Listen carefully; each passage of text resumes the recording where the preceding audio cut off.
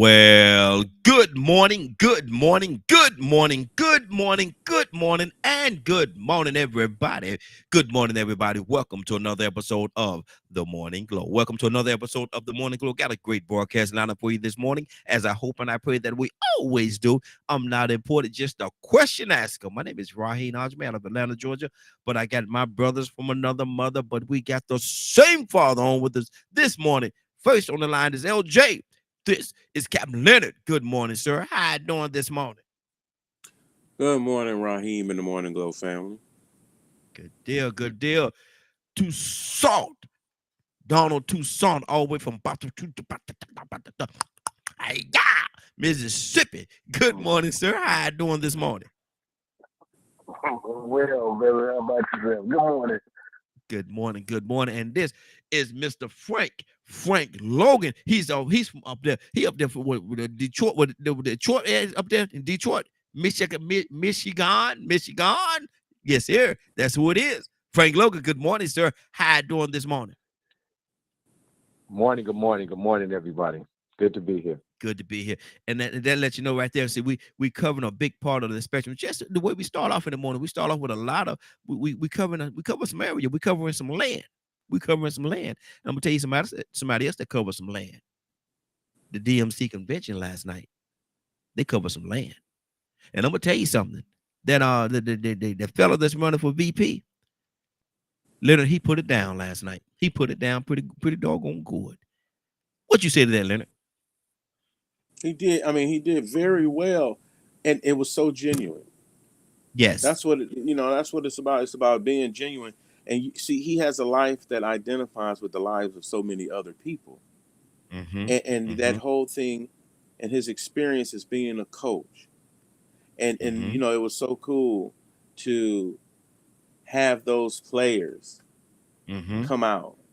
And when he talks about what motivated him to get into service, it was what he was doing back home. Yep. It's those students that inspired him, that want to be responsible for someone else to have the same opportunities. And it wasn't about easy. Yeah. Yeah. It was about working hard for something. It was about coming together to help other people. And I think that's the message that's always so missed when you're dealing with selfish people. Yep. You ought to be tired of dealing with selfish people. People so selfish, they'd watch you starve while they sitting over there with barns full of food. Yep. Picking meat out of their teeth.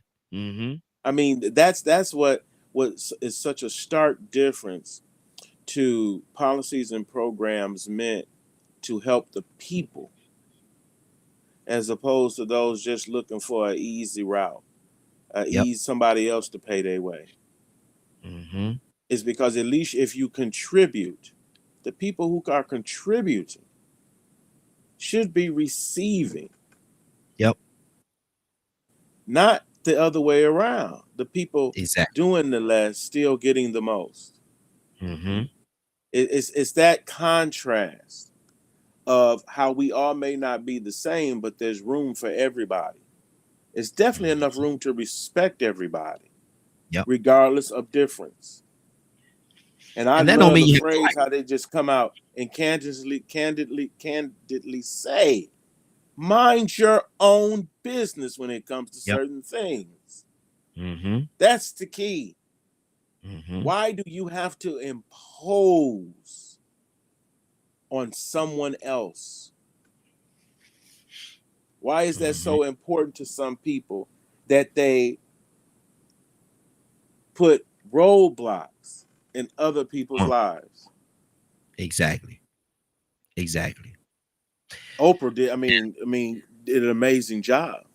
Oh yeah, Oprah came with it. Helped her with her speech. But that speech was kind of in your face too, directly, And calling a spade a spade. yeah. And do you When think that's people the with approach they should be billions of taking? dollars sit and Do you tell think that's you, the approach? Do you think that's the say approach that they should again? be taking? Do you think that's the approach they should be taking? Because I'm loving it, because they're putting it right there in your face. They're making it where you can't deny what the Yeah, obvious is. that's what the truth is about. Mm-hmm. It's truth. That it's not some brand. Mm-hmm. It's truth. The truth of the matter is sufficient. Mm-hmm. Mm-hmm. If you That's good. can't, if you got something against the truth of the matter, something wrong with you. Mm-hmm.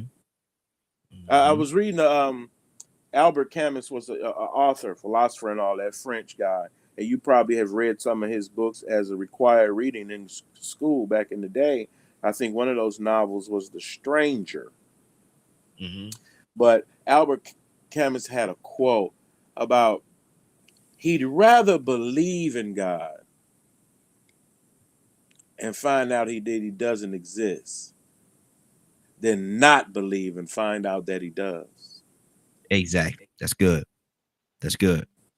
That's And good. it is amazing how people can't, or I'm not going to say can't, they refuse. It's a refusal to do. It's a refusal to be better.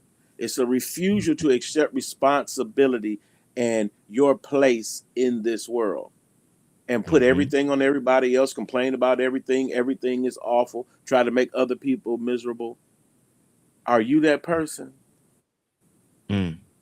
Can't be, won't Are be. you that person?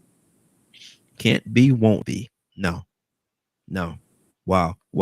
Toussaint, talk to me. Did you look at the convention last night? I saw some of it, and then I, old folks go to bed early. Yeah. Exactly. I'll tell you something. Yeah, but go ahead. I say if you don't go to sleep early, you'll pay for it the next day. But go ahead.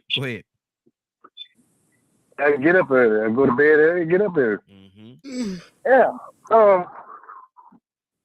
I just can't see any other option, and I question others' option other than what we're seeing. Mm-hmm. I just question it because why would you want to have confidence in untruths and think you're gonna get somewhere with untruths? How you gonna do that? It's tough. Somebody said it like this: if you do right, right gonna follow you.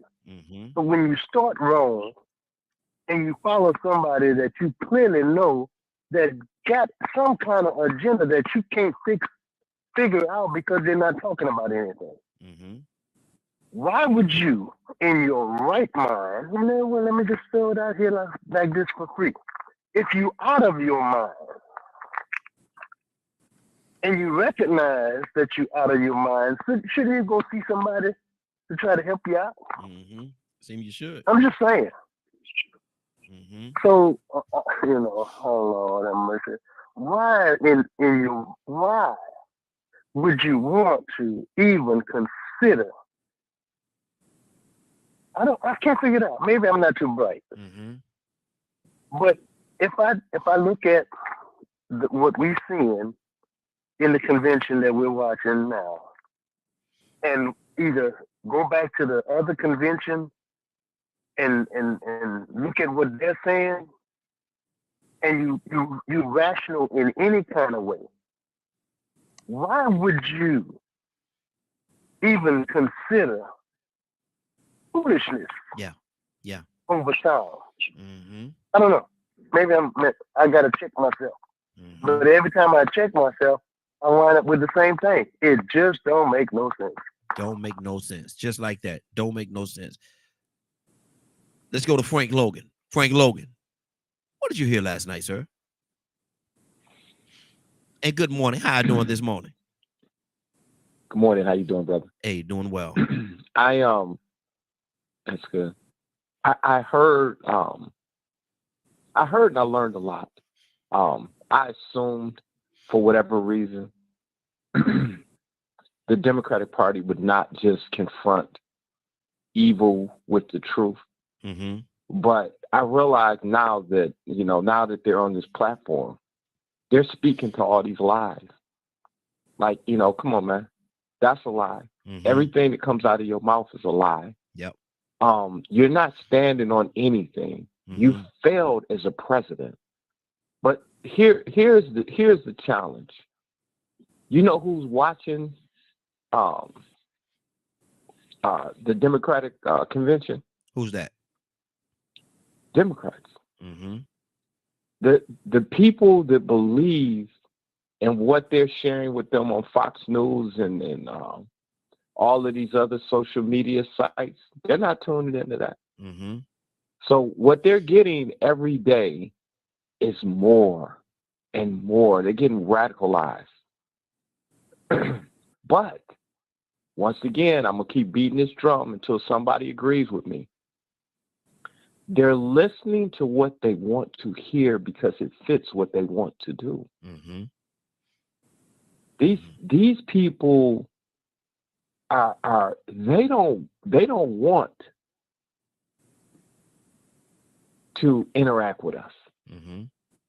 They don't want peace. They showed when they attacked the Capitol, man. That was brutal. 9 people died connected to that. Yes. 9 people. You had officers, man, screaming and crying out for their lives. But you kept pushing on. They shields on their neck, smashing them in doors. Yep. Those people need someone. They put Donald Trump in place, and he allowed them to do what they've been wanting to do for years. Yep. And I said this 100 times. In order to have certain activity, you have to have a certain environment.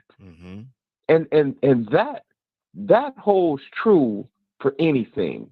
If you're cooking, you have to bring meat to a certain temperature. In order to have chaos and in order to be able to do what they want to do, man, if you listen to the numbers, and you talk about $6.5 billion that were donated to Black colleges. Okay, so if that fund gets eliminated, do you think that money stops flowing? Where's it going? Yeah.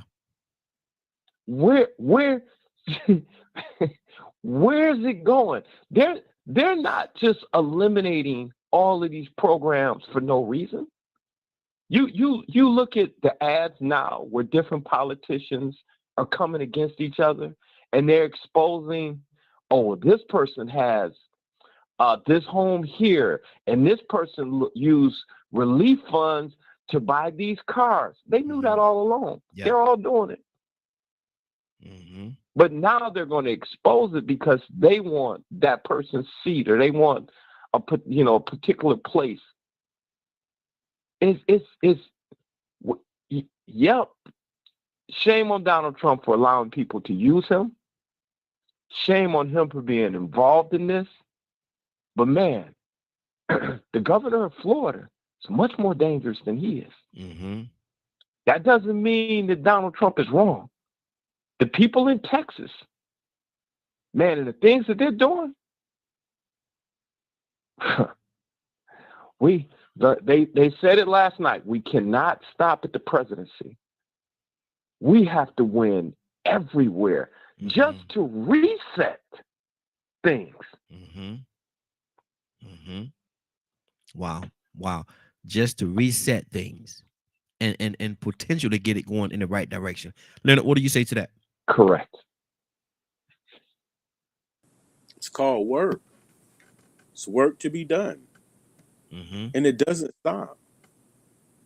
And we need good people to be doing that work for everybody.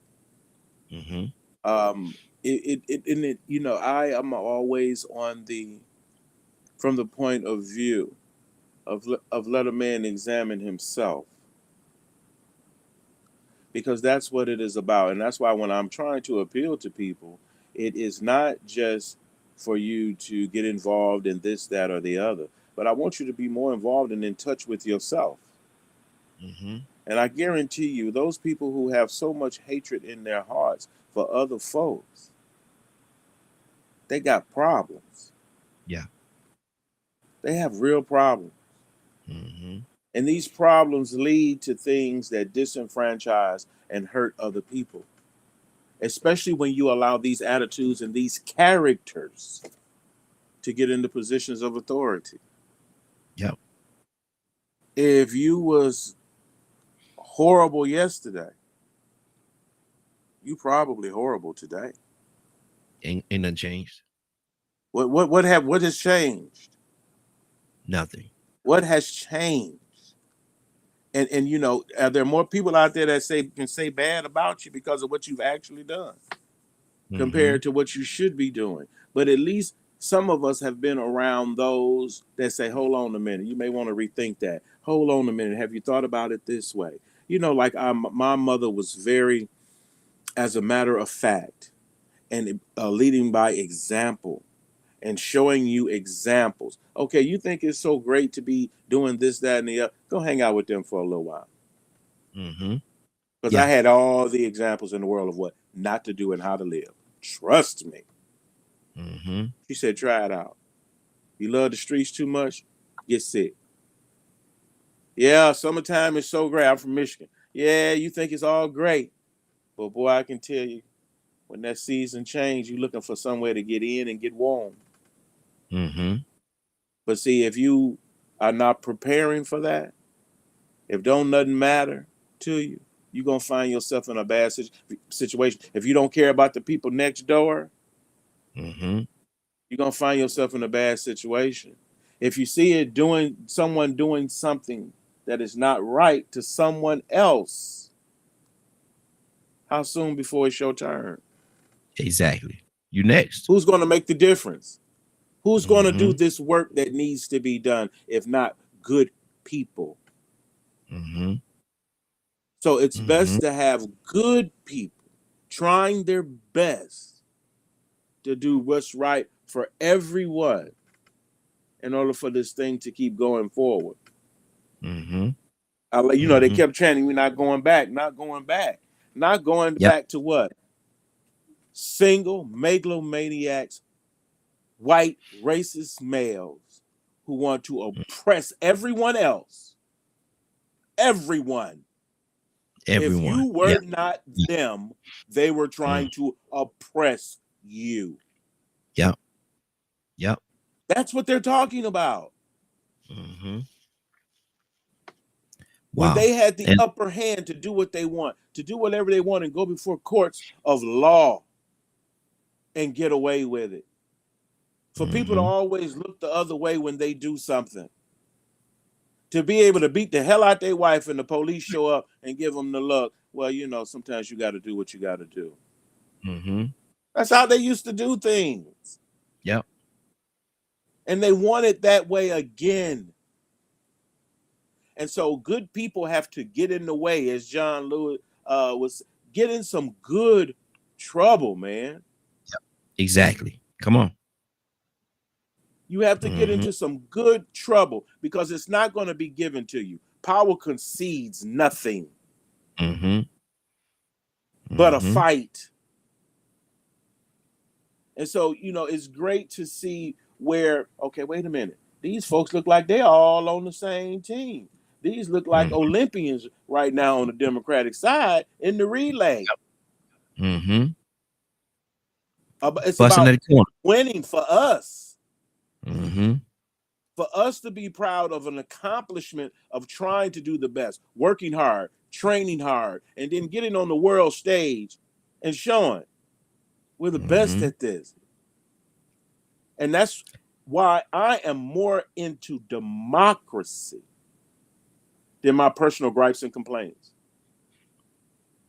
I love how he made the comparison to the football game. He said, we're in the fourth quarter right now. We're in the fourth quarter. And so, you know, what we got to do right now, we got to lay it all on, put it out on the field. When the fourth quarter, we're down by 3, but You we don't got the draw up a ball. playbook not to use it. Exactly. Yep. He said, Everybody said we're gonna go play some football. And, you run out there and you play and you have fun. But when you really trying to win, you got to be organized, man. You got to have a playbook. You got to have a strategy, and that strategy has to be sufficient for 4 quarters. Yep. Not just 1 or 2. and then the thing about it, I know Tucson don't do a lot in sports, but the thing about it, you also got to have another game plan just in case you go into overtime, bro. And if you messed up them first 3, you got a hell of a fourth quarter. Yep. Because you got to put something on that board up there. That board up there gonna tell the story about who wins and who loses. That board is gonna tell the story. Look at the scoreboard. It'll let you know who won. There are some people who are on the team who may not even take the field, but they supporting the ones out there. Exactly. Cheering for them. Come on, man. Come on. When we fight, what they say, when we fight, we win. That's right. But you can't win just sitting around doing nothing, talking trash. I'm going into a situation, in a forum in the community where, I'm sensing the what's to come. And I noticed that my views and points of view are at odds with some people as it relates to voting.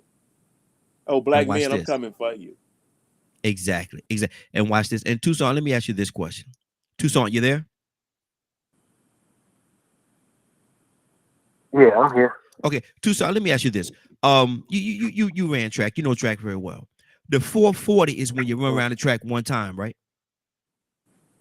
The 440 relay. Yeah. Okay. Now, if we running the 440, it's 6 of us out there, you included. Now you pretty fast. Running the 440. They say on your mark, everybody get on the mark. Get set. Lift the gun and shoot. Bow. And everybody take off running. Except Tucson. He just sitting there. He tying his shoe. He looking around, waving at the people. Just gesturing all over the place, waving at the people. But in the meantime, everybody else is running. They get to that first turn and they're going around the first turn. And you look up, you look at them, you say, okay. They go a little past it. They go on the first straightaway. And you say, okay. And you take off running. You run around the first curve, but by this time, they're going around that second curve. They coming into the straightaway. Tucson, what are your chances of winning that race? Now, all y'all pretty much on the same level in regards to speed. What are your chances of winning that race? The only thing that if you gonna win, you can't even win if you're running against kindergarten. Come on. Yeah, you can't. I mean, it's almost impossible for anybody to come to the point where you think that you're gonna have any chance. What in the world? If they start off and they in the back stretch, in order for you to be able to compete in any kind of way, you got to cut across the field, and that's illegal. Yeah. And see, and my they disqualify. Yeah. You disqualify. There's an art of running the 400. You say 440. 440. They ain't ran the 440 in years. It's a tactical race. Everybody can't run it. Yeah. Some people pass out running that. Yeah. You don't start off and think about, I got to run around the whole track. Just start off slow. You're gonna lose. You might as well get off the track. Yeah. You got to start the 440 like you're running the 100. For real. Wow. Especially if you're in the 8th lane. Don't worry about nobody else. You run against the clock. Yeah. Period. I think tactically, I think that's the word. Mm-hmm. You run the first 60 meters, pull out like you're running, like you're going crazy. Yeah. Mm-hmm. And then before you get into the curve, out of the curve, kind of stride it out and get ready for the back stretch. Mm-hmm. Because you got to run the back stretch with a full stride. Yeah. Yeah. Wide open. Mm-hmm. Mm-hmm. Till you get to the last curve. Because you're going to have to take you some breath. Oh, yeah. Take you, not relax, but get ready. Mm-hmm. Because the last straightaway coming. That's what they're going to pour it on. And then you go, and then it's going to show there. Mm-hmm. Mm-hmm. It's going to show there. So if you don't start right, how you going to finish right? Exactly. And that's my whole point right there. In order for us to do this thing, in order for us to be victorious in this situation that we're in right now, we all have to start.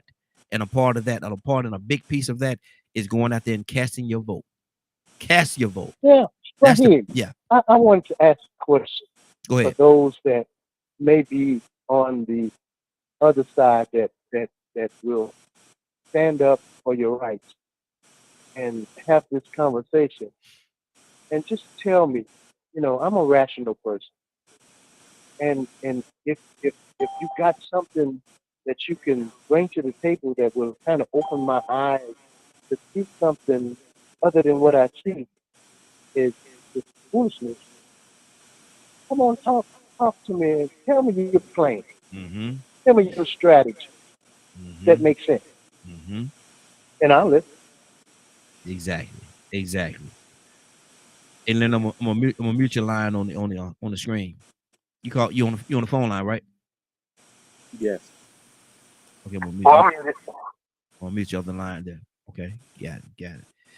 Okay, let me go to Logan. Logan, what do you say to that, man? I don't know if you was a track star, you ran track and all that stuff, man, but we gave a visual, and the point of the whole situation is, in order to win it, you got to be in it, and in order to be in it, you got to go out there and you got to cast that vote.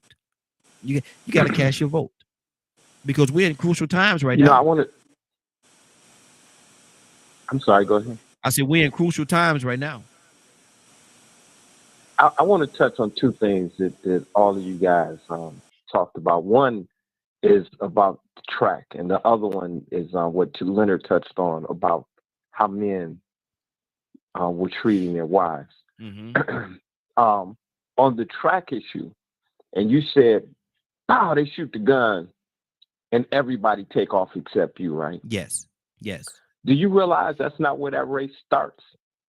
Mm. That race starts with nutrition. That race starts with running the bleachers.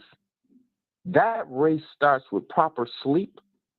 All of those things come way before you even walk up to that line. Yes, sir. That race starts with training. My son is playing basketball, but the basketball coach makes them all run track. But they're not interested in track, so they half behind do it. So we're at the track meets and they're running, and when the meet is over, they're all laying in the grass, barely can breathe. Yeah.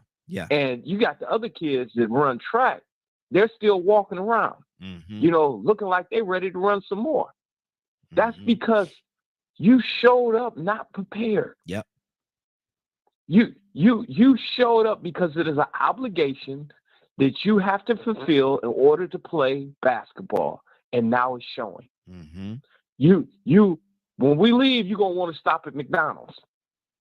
When you look at the Olympics just went by, man, did you see them cats running track? Did you see any body fat? No. You will never see an athlete like a track athlete, maybe a boxer. But man, it is impressive the shape that they're in. Mm-hmm. And they man, but a lot of people are defeated before they even get there because they're not prepared. Mm-hmm. They're not prepared to win. They're just out there. Yeah. Maybe you getting a full ride through college on track. but you're not focused and you're looking bad. Mm-hmm. But I wanted to touch on this too, so I can be quick. Leonard said that they want to go back to a time where somebody slapped their wife, the police show up, and then they had a good old boy conversation. Well, you know, she got out of line. I had to slap her. Mm-hmm. I know, man, but don't do it on the porch where the neighbors can see. Wow. You know, something crazy like that. And we think that's back 50, 60 years ago. But do you realize, and I don't know if it got passed, but they were trying to pass a bill where they lowered the legal age where a girl could get married. Mm-hmm. Why? Because they want to be able to control their wives. Yeah. They figure if you can get them away from home earlier, you can get them pregnant earlier, you can minimize their opportunities to go to college and get an education. That's that pregnant in the kitchen mentality. Mm-hmm. So now these guys, they realize that women are making good money. They're taking care of themselves. They're thinking for themselves. They have opportunities, and they've lost control. Mm-hmm. Now they have come together. There was meetings about this, Raheem. You don't come to a point where you're trying to pass a bill and nobody sat down and talked about this. And they said, what can we do? Well, they basically agreed to make molestation legal. Wow. Cassandra Alexander Green. Good morning, young lady. How are you doing this morning? Good morning. Is that caveman mentality that we're hearing? Men trying to be dominant over women and want to keep them, quote unquote, in their place? Tell me what we're talking about first, because I missed what the whole thing is about. No, Leonard said that they want to go back to a time, a couple of things that he said, but one of the things he said is they want to go back to a time where a man could slap his woman around and stuff like that, and the police come and they just have that good old boy conversation, where, I did that because she got out of line and blah, blah, blah, and the police said, well, I'm not going to tell you not to do that, but don't do it in the public where everybody could see, or just want to keep them barefoot and pregnant pretty much. Is that man? Yeah. Is that caveman mentality? Well, that's definitely what one part of the ticket that's running for presidency wants. Women should be seen and not heard, type of thing. You know what I'm saying? Yeah. And I don't know. It's just so disheartening, because when everybody keeps saying we're not going back on the Democratic side, and people, I take that literally. I think that we are in a place where, okay, I almost don't want you to vote. If we could really get women not to vote, that would be amazing. That would be amazing. That would be great. But we definitely don't want women making decisions about their life, because they need men to make those decisions for them. Women can't think clearly enough to make choices like what needs to be going on with their bodies, who they need to vote for. Women don't have that capacity. Wow. So I think that is definitely the mindset. And if you're not having babies, you're definitely not a good woman. What kind of woman are you? Even if it's not your fault, what kind of woman are you that you don't have babies? What in the world? Where are we going to? Where could we possibly be heading with all of this? Wow. I don't know. Wow. That's crazy. Curtis, good morning, sir. How are you doing this morning? Morning, family. Morning. What do you say to that, Curtis? Is that caveman mentality? Is that what they're trying to do? put women in those positions, whereas they have no power or powerless and have to depend and rely on a man for everything because they're not smart enough to make their own decisions? Did you say, is that what they're trying to do? Yes. Well, I hate to be the bearer of bad news, brother. That's what they doing. Mm. Ain't no trying what? Yep. Overturn Roe v. Wade. You still ain't really properly went full in 10 toes down on the wage gap. Is that what they trying to do? That's what they doing. Come on, Kurt. Mm. You look at Project 2025, you look at the breakdowns. That whole thing is against minority communities, along with restraining women. Right? Mm-hmm. If you look at the historical data, just on a realistic level, what is the one thing that man historically supposedly have control over? Mm. His woman and his house. That's how these people have thought for years. Mm-hmm. You don't need me look at the Bible. Mm-hmm. There are instances in the Bible that clearly show you, what's the girl's name, the one that was getting beat on, and she decided to leave, and the Spirit of God said, hold on now, look, you need to go back there. Mm-hmm. The truth, in the end, it was a positive result. But you don't think those same men take that scripture and blow it up and throw it back in their women's face?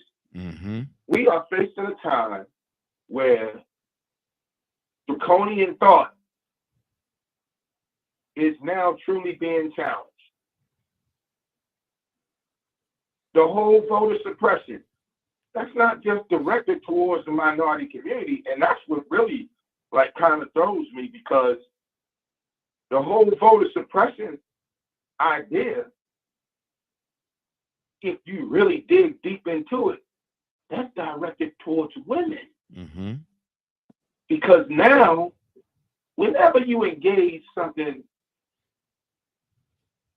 from a perspective of gender, right, you will find that women will always cover two categories. Women will cover the category of gender, and they'll cover the category of race. Mm-hmm. When women achieved the right to vote, it was through affirmative action. We know that affirmative action has benefited white women Mm-hmm. at an astronomical rate than it did benefit black women. Mm-hmm. When you look at women getting their right to vote, and you look and you say, well, black women, we got our right to vote. Well, guess what? White women were thrown in there too. Mm-hmm. So now your voting block is 10 times greater. But you know what? Let's just speak on the voter suppression tactic. Right? Raheem, me and you lived in Columbia, South Carolina. Yes. We lived there for a series of years. Yes. We watched Northeast Columbia, Spring Valley, and all that. Mm-hmm. We watched that blow up, right? Yes. We watched the population numbers go from marginal to maximum, Mm-hmm. both in Silver Spring, in Spring Valley, that area over there, Northeast, Mm-hmm. and in Irmo. Yeah. Is it safe to say that? Absolutely. Okay, now, please explain to me why your population balloons, and yet when it comes down to time to vote, you cut the amount of machines in each voting district. You know, that's by design, brother. That's by design. That's by design. Absolutely. That's Absolutely. by design, bro. Mm-hmm. That is by design. Leonard, why do you explain to me? Mm-hmm. And this goes for every party. And I'm gonna land the plane right here. Please explain to me why in America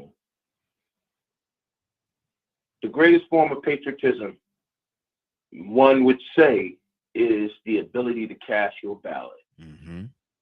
Absolutely. Please explain to me why on Tuesday of every 4 years, Election Day is not a national holiday.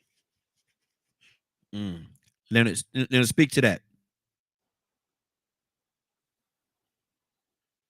It's the same reason why they move voting locations at the last minute. They fight about having to inform the public that they're going to change an election day or a voting place. It's all part of a huge strategy to keep you from voting. Mm-hmm. And then you got people still saying the same stupid thing about not voting. Come on, man. Why is this not as important to you? Why do you refuse to see what these people are trying to do in order to disenfranchise you? Mm-hmm. Whole community, they're trying to disenfranchise their vote. Yep. Well, you think about people who close a hospital and the next one ain't till but 50 miles away. Mm-hmm. A hospital, man. Yeah. Say it. These folks don't care nothing about you. Matter of fact, they hope you die. So then they don't have to deal with you. Mm-hmm. You've been sitting around and probably heard conversations in public places where you will hear that one man, I remember when we, okay. I remember a lot of things y'all used to do. Mm-hmm. Be damned if you're doing while I'm here. Hey. Mm-hmm. Yeah, I'm on record, but I'm on record, buddy. Mm-hmm. I'm on record. I'm on record for will snatch the breath out of you. Act like you got some sense. God bless those who have gone on before us who thought it was okay to hang your head and look the other way. Address them as master. God bless the dead for enduring such. But I am so glad that it changed. Mm-hmm. Had it not been changed when I got here, I would have been doing exactly what I'm doing right now, changing it. Mm-hmm. Wow. I live for that opportunity. Well, you know, we always and you're through today. You're done today doing it like that. Mm-hmm. Try me. It changes. Try me. Mm-hmm. We got to do it. We owe it to this place. I get so sick. Y'all been preaching that thing. Our ancestors' blood is in the ground, and we this and we that. We'll do something about it. Mm-hmm. Make that change. Fix it so you won't have to die standing in line to vote. Mm-hmm. Almost got in place because wicked folk just woke up one day. You know what? We wrong, and we want to make it right. You think that's how it happened? The bloodshed happened. Leonard, these jokers so heartless, man. They'll arrest you. Well, I know here in Georgia, they will arrest you for feeding people in line water or giving them water. Come on now. They would arrest you, send you to jail for people standing in a hot line. It's hot out there. It's hot. It's brutally hot. And you want to walk up and ain't costing nobody. You ain't charging nobody. Nothing. It's free. You want to give them some water, and they will arrest you for giving away water. Wow. So you're gonna arrest somebody? To be mindful of that. Yeah. I don't know where y'all live, but they're trying to take these voting rights away from everybody that ain't a white man with some money. Mm-hmm. Wow. Cassandra, talk to me. Told you. Yeah. You won't even have to vote no more if I get back in there. Mm-hmm. They ain't got to worry about it. Because they ain't leaving. Cassandra, talk to me. Now here in Georgia, you know what it is, man. They will people waiting in line, the long line to vote. Hot outside, everybody's sweating, about to fall out. They will come along and arrest you for giving them water. Cassandra, what sense does that make? Yeah. Can we just can I just take us back a little bit? Won't go back. No, go ahead. Yeah. I just want to take you back for a minute. Mm-hmm. In 1946, when blacks were first allowed to vote, there was such an outrage because of blacks, the federal government saying that blacks can vote, that the then governor of Georgia, Eugene Talmadge, actually stood on platforms around Georgia and said, if you man, I'm about to cry because just tell me what this sounds like. He said, if you re-elect me this year, you will not have to worry about niggas voting in the next election. Mm-hmm. Mm-hmm. What does that sound like? Who is making that kind of a cry? Your boy, Donald Trump. Yep. Come on now. This is a 1946 racist governor here in Georgia that made that claim, and not just made that claim, had white people so fired up that they were willing to kill black people, and they killed several in 1946 to try to intimidate black people from voting in Georgia. Y'all, I'm gonna tell you, it's a wake-up call. That's all I got to say. Mm-hmm. If we do not stand up, we will stand back as far as they're concerned. Exactly. And they will make you stand back. Mm-hmm. Mm-hmm. We better wake up. Well, I don't feel like I ain't voting for nobody. Bruh, you already voted. Once you say that, you already voted for the other side. Mm-hmm. Without a doubt. You already, you placed your vote, whether you think you did or not. Well, I ain't into politics. Well, you better dang on get into politics and place your vote. Because folk trying to take us backwards, especially black people. Look at, Leonard, please, if I'm wrong, let me know. Look at all of the laws that have been changed around the country, but mainly in southern states, that will obstruct or hinder or make it hard for people to vote. Come on now. Y'all better stop playing. These people ain't playing. They talking about they out for blood. And Cassandra, they say it all the time. I'm not into politics. They say, I heard people say it all the time. I'm not into politics. Yep. Well, if you don't vote, politics is gonna be into you. Politics gonna be into you. And so, decide on what side of the fish you want to stand on. Either be in politics or be out of politics, but politics will be into you because it's going to control a little bit of everything that you do, if not everything that you do. Tucson, talk to me, brother. Kurt, coming to you next. Well, I'm not into politics, but I ain't stupid. Come on. I'm going to vote. There you go. I just don't like talking about it. But I listen and I pay attention to what's going on in it. I don't have to be in the crowd to know what's going on. Yeah. But I can hear the bypasses. And I can, you can find out information without doing research. Yeah. I mean, I might be stupid.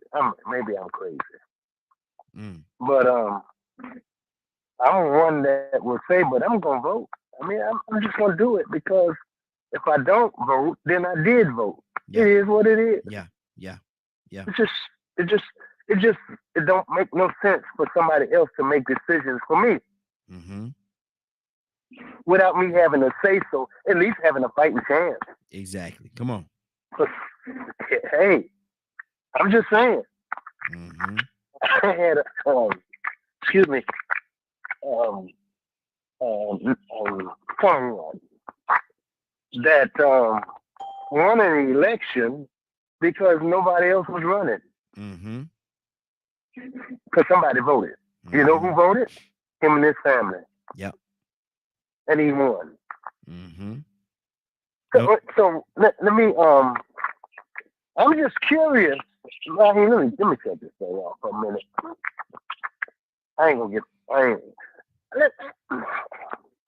Where's all the because we having a one-sided conversation. I would wish that we had somebody that was willing to have an open dialogue about making another point. And I'm gonna say this again. I'm talking about these diehard Trump Republican fans. Because you're just a fan. You're not a supporter. You're a fan. And I think that's different. The threat of there's going to be a bloodbath. Man, ain't nobody care nothing about that. Yeah. Because both sides gonna bleed. It is what it is. We've been fighting forever. Go look at the last Civil War's graveyard and see how that turned out. Yeah.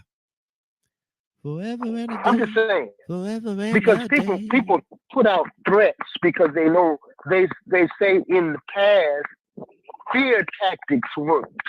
I don't think it's just me. I don't think it works no more because young folks ain't scared of nothing. Yeah.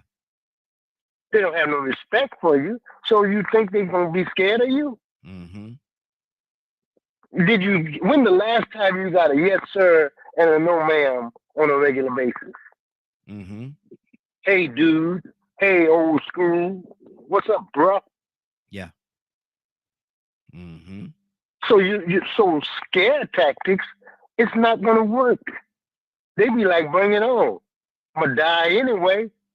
I ain't gonna make 30. We got young folks thinking that 40 is out of reach. Yeah.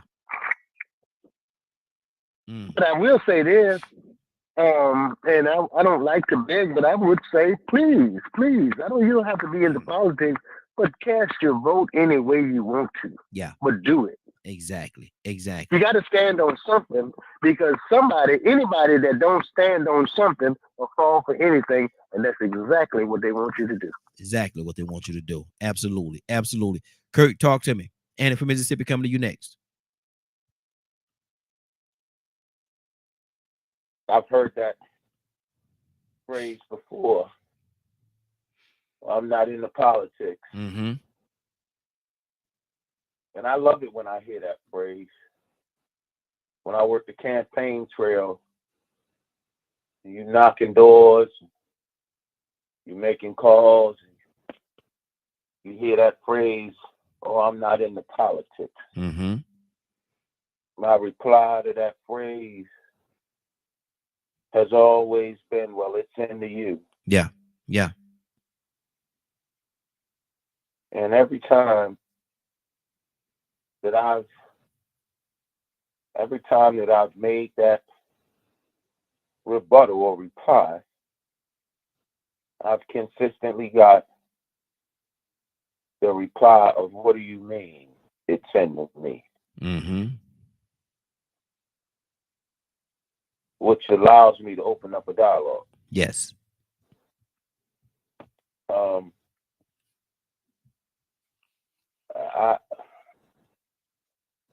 I think it's time.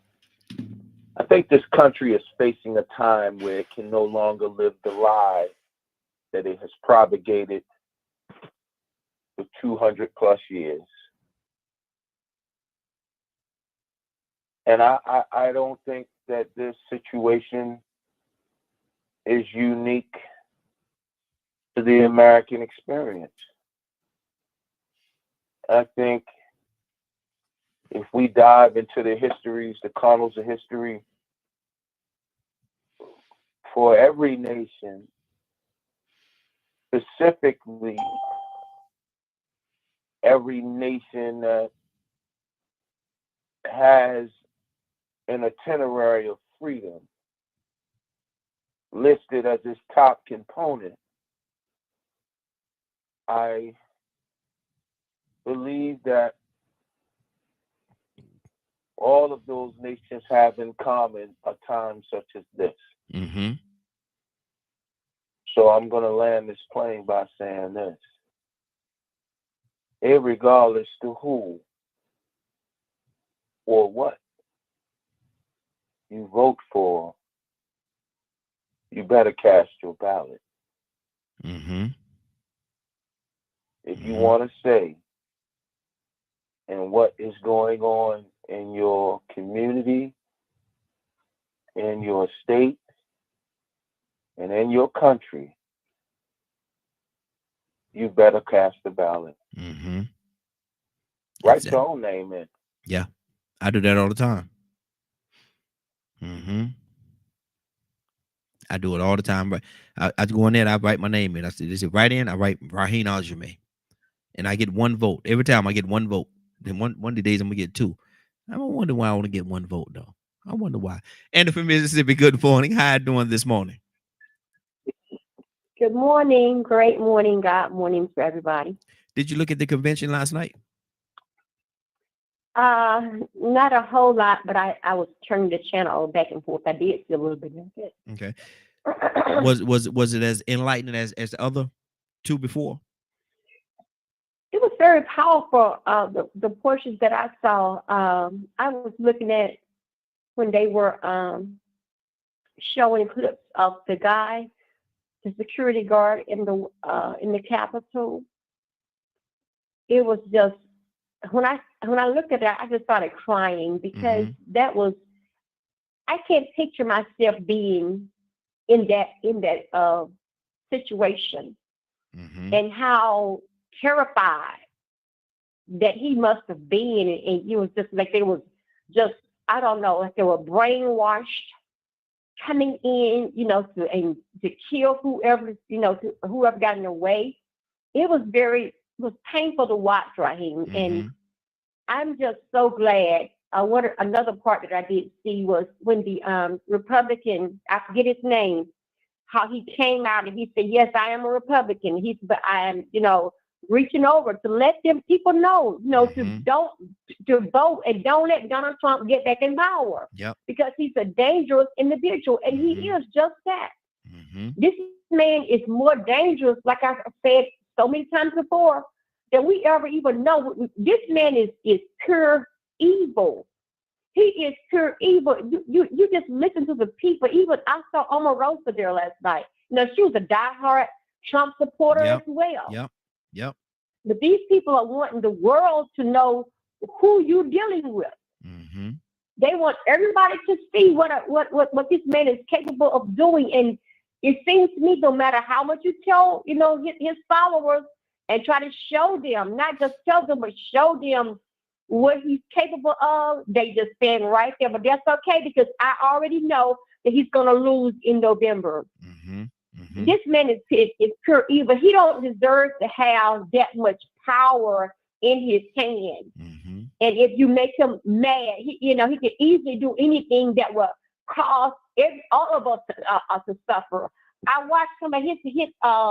He was doing some type of conference, whatever he was doing, and I saw him say the very first day he gets there, he wants the resignation on his desk from many people who's over the military. He demanded that resignation on day one.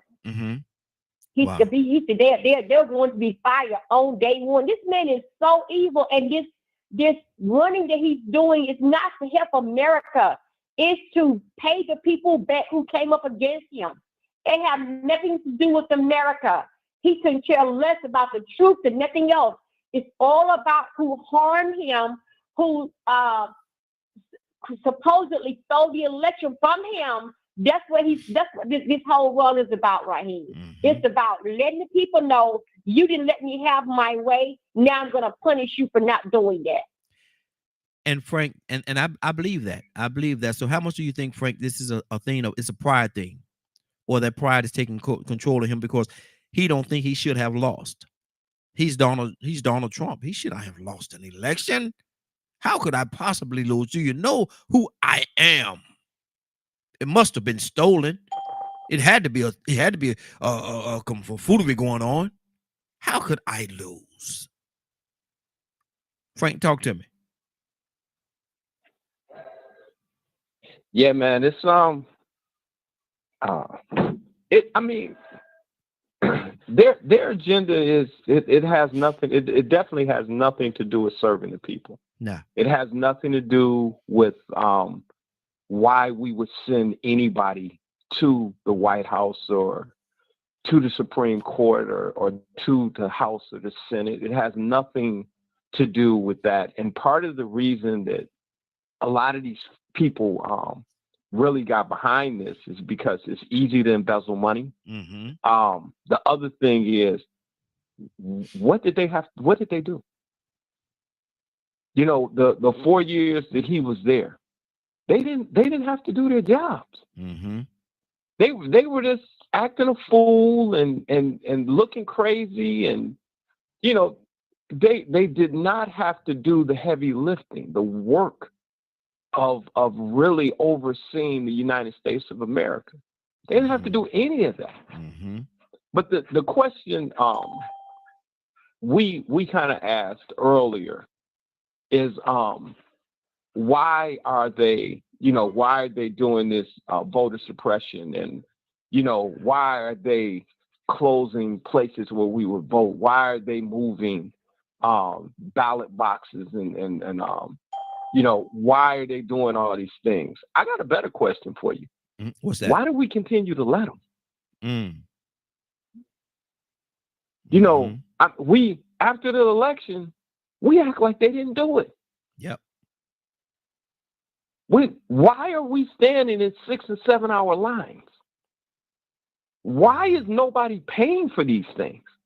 It's one thing for you to walk up and hit me in my mouth. Yep, you were wrong. But if I just get up and walk away like you didn't do it, why did I do that? Mm-hmm. So I'm gonna say this, and this may not seem like it is a comparison, but it is. Yesterday, my youngest son, it was time for us. They have a time for all the parents to come back and bring supplies for the upcoming year, right, for the kids. Mm-hmm. And we bring everything. We bring notebooks, pencils, paper towel, toilet paper, all these things, boxes and boxes of stuff that we bring and we give it to the school, and they check your name off. If you don't bring it, they charge you. Mm-hmm. Okay? They'll buy it for you, but then they're going to bill you for it, right? Mm-hmm. So I'm looking at the time for the drop off was 3:00. So I get there at 2:30 because there's going to be a line. Yeah. So I pull up and I'm ready to wait. Me and you had many of conversations, Raheem, while I was waiting outside of one of my kids' schools. Yeah. Me waiting a half an hour is nothing. Mm-hmm. Mm-hmm. This lady approached my car. She says, it doesn't start until 3:00. I said, yeah, I know. I said, no problem. I'll just wait. She said, well, this is what came out of her mouth. She's standing there next to this man, right? She said, well, if you knew it didn't start until 3:00, why you just can't follow the rules? Wow. I said, I'm sorry. She said, if you knew it didn't start till 3:00, why you just couldn't follow the rules? How do you expect your kids to follow the rules if you won't follow the rules? So I get out of the car and I walk up to her. I said, who are you? She told me her name. I said, do you know me? She said, oh yeah, I've seen you drop your kids off. I said, no. Do you know me? And she said, well, I've never had a conversation with you. I don't know you like that. I said, oh, because you're speaking to me like you know me, like we have a relationship or you have some type of authority over me. I said, let me introduce myself. I'm Mr. Logan. I said, ma'am, don't you ever speak to me like that again in your life, ever. And now she's uncomfortable. And I made her uncomfortable on person, and I lit into this woman. That man stood there. He didn't say a word. And I said, so what I'm going to do is I'm going to get back in my car, and I'm going to sit here and wait. But don't you ever approach me like that again. There should always be a consequence for bad behavior. I'm never going to have a problem with that woman again.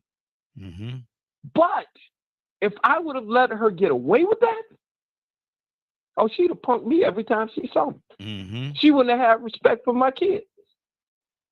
But in a lot of these situations, like them closing these places where we go to vote and they're doing all of these things, they're punking us.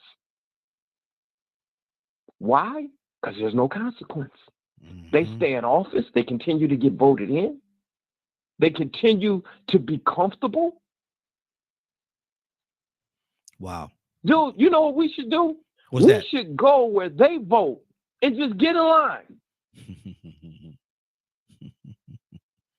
And stand there. Yeah. Disrupt their system.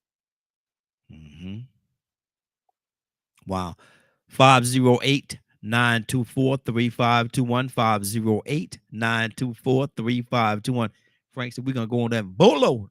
They said they lying. Make them wait. Make them wait. Make them wait. Friday. Good morning, young lady. How you doing this morning? Good morning. How you doing? Hey, doing well. Doing well. What do you think about what we're talking about right now? What do you think about what we are in regards to the congressional that happened last night? Is it good, bad, positive, negative? Are we going in a good, bad, or either direction? What do you say? So I say that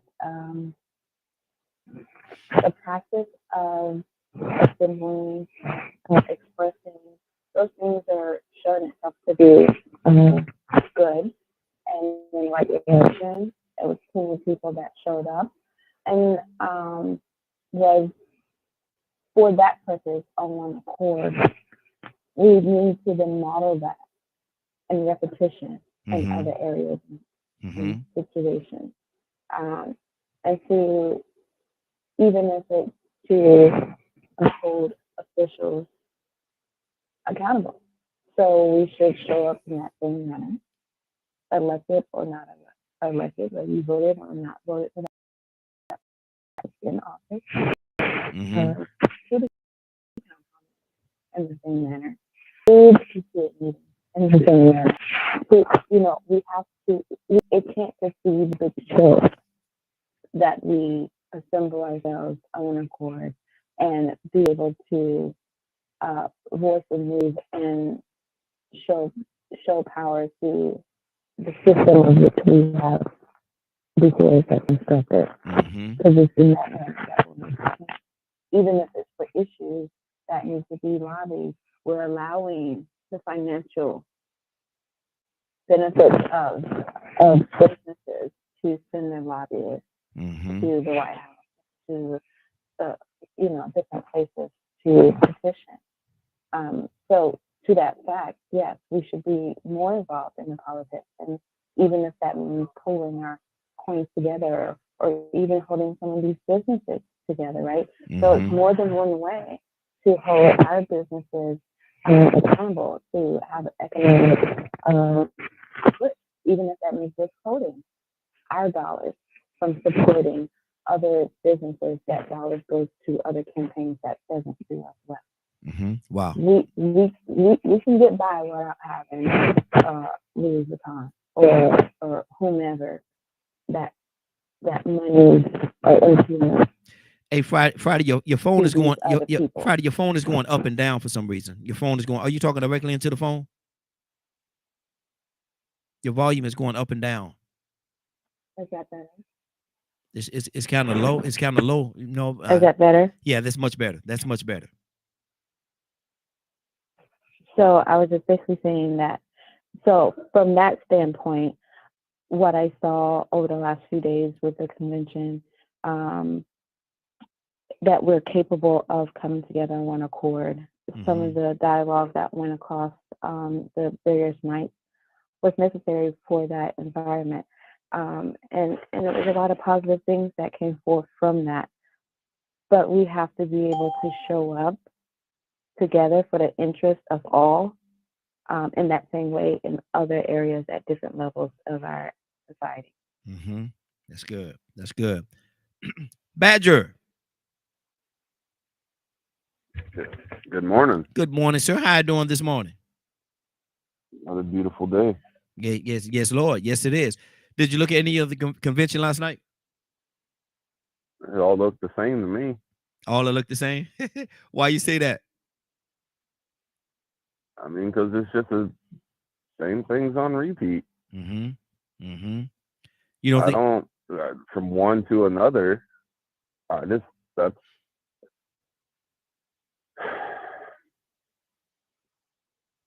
these conversations, I mean, there's always so much. And I always find it interesting, the conversations that get had in the comments and things of that nature. Because it's, I like what was being said. Let's make sure everyone that wants to vote has the ability to do so. Let's get the people in the House and the Senate and judges and the face of the country, the president, the lapdog, you know, and do our best to make sure that it's people that care and not in it for their own pockets. And I'm always blown away with the amount of aggression and a lot of times anger when it gets into these kinds of conversations and listening to, I mean, it's hard to listen to Trump. Why is it hard? For me, anyway. Why is that? Because half the stuff that comes out of his mouth is just nonsense.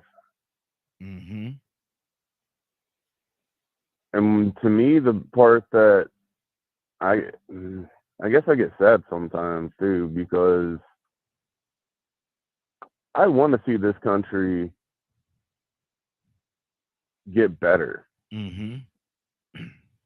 The only issue I have is who are we, or what are we truly voting for anymore? Looking at a lot of things, you know, I've heard people on here say before, it's voting for the lesser of two evils. Is that a good thing? I don't view any side as good anymore. It's just which side has more of what would be for the people than the other does. Good deal. Good deal. I just see corruption all around.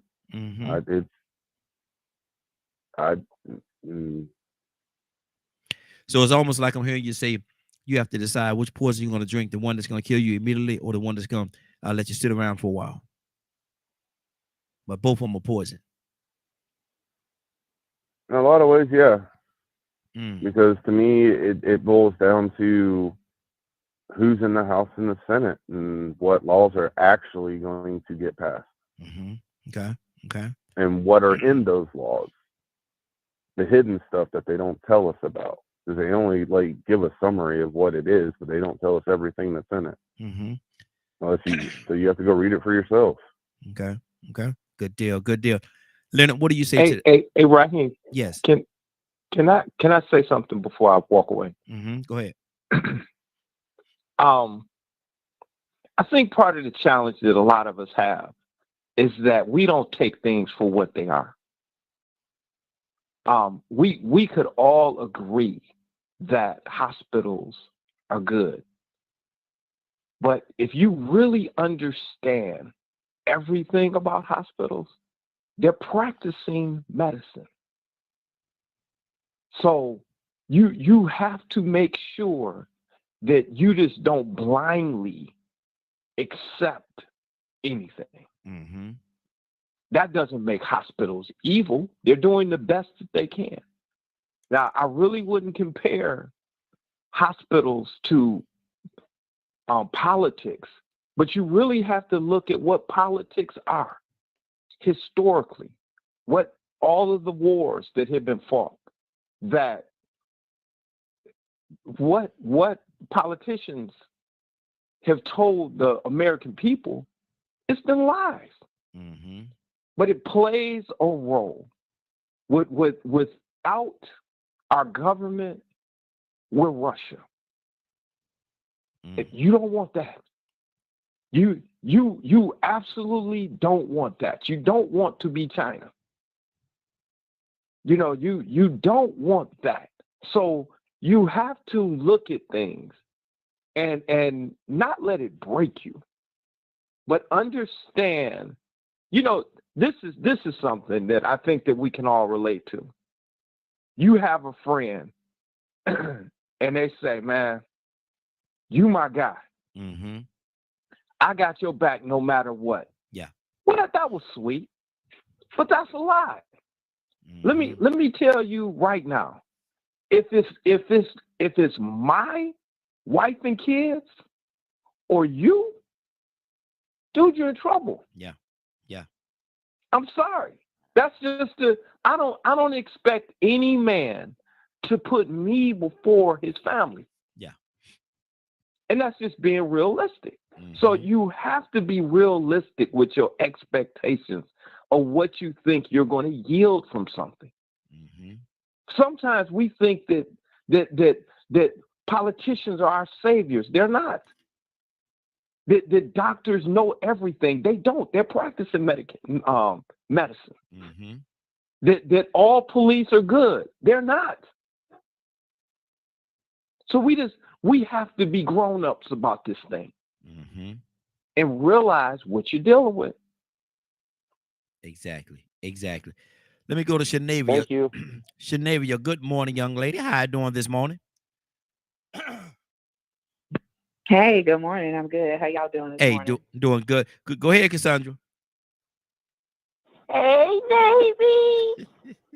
Hey, Miss Cassandra. Lord, they gotta have their moment, y'all. They gotta have their moment.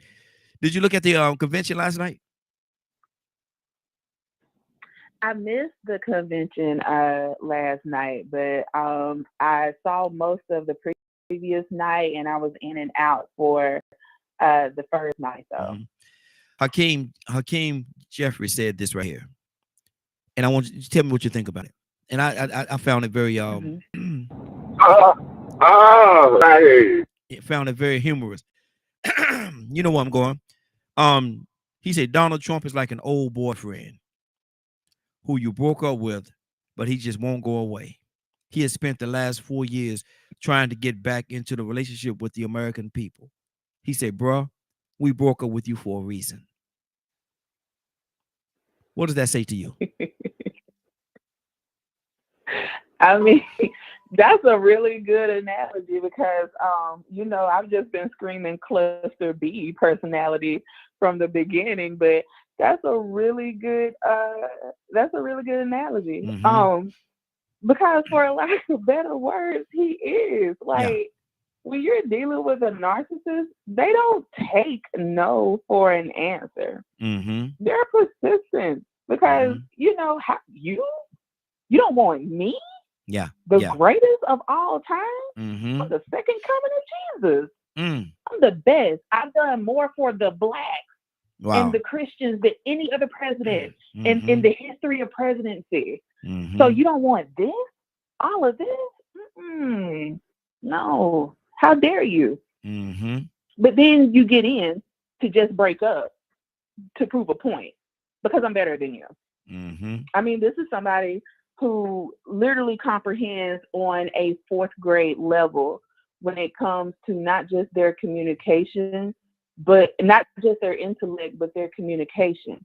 This is someone with no emotional intelligence. This is someone that debates off of, and the only thing that I have ever heard from any of his rallies, and not just because I'm a hardcore, like, against anything Trump, not just because of that, because as an adult, I can listen and try to find something, like something of substance that you say. But all I hear are third grade insults and demeaning of people. But yet, this is who you want to run your country and be responsible for nuclear codes and the destruction. Like, this is who you want. This is who you want governing over that. The only thing that I can honestly give Trump credit for, like I said, I can find something good in someone, is that he made kitchen table conversations public. That's the only thing that I can give him credit for. I don't have to wonder. I don't have to think. I don't have to guess who's who, because he says what that side or that group tends to say, what only used to be around the kitchen table because we had to put on a mask in public and, you know, go along with the I have a black friend, I'm not racist card. People are boldly saying that out loud now. So yeah, you made kitchen table conversations public. So thank you for that. Absolutely. Curtis, what do you think about that quote? Hakeem, he hit him in the mouth last night. What do you think about that quote that he said?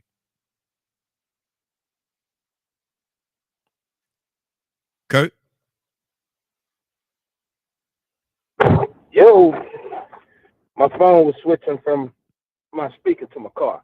Okay. What you talking about? The Hakeem Jeffries thing? Yes. Donald Trump is like an old boyfriend who you broke up with, but he just won't go away.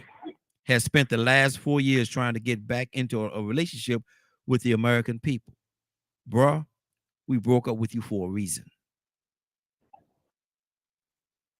You know, I actually felt good to hear that, because, and that's the magnificent thing about Hakeem Jeffries, that I think we as a culture kind of overlook in terms of political punditry and politicians who understand how to express a point, is that Hakeem really has the gift of being able to get out of the academia to explain a situation while all at the same time being in the academia. I think sometimes the Democratic Party has it has this notion that it has to prove that it is as smart as everybody else, and sometimes we can get caught up in that and hurt ourselves. But I also heard something last night to go along with Hakeem Jeffries that I believe came after Hakeem. I'm not sure in the sequence, but Bill Clinton said something last night that completely, unequivocally confirms, justifies, and proves Navy's point in terms of social dynamic and social behavior of 45. Did you hear when Bill Clinton said, now I can't make this up, because I counted. I could have been off, but I counted. You hear a bunch of I, and if you listen to the last speech, you heard I 35 times. There's something wrong with that. Yeah. I honestly believe, man,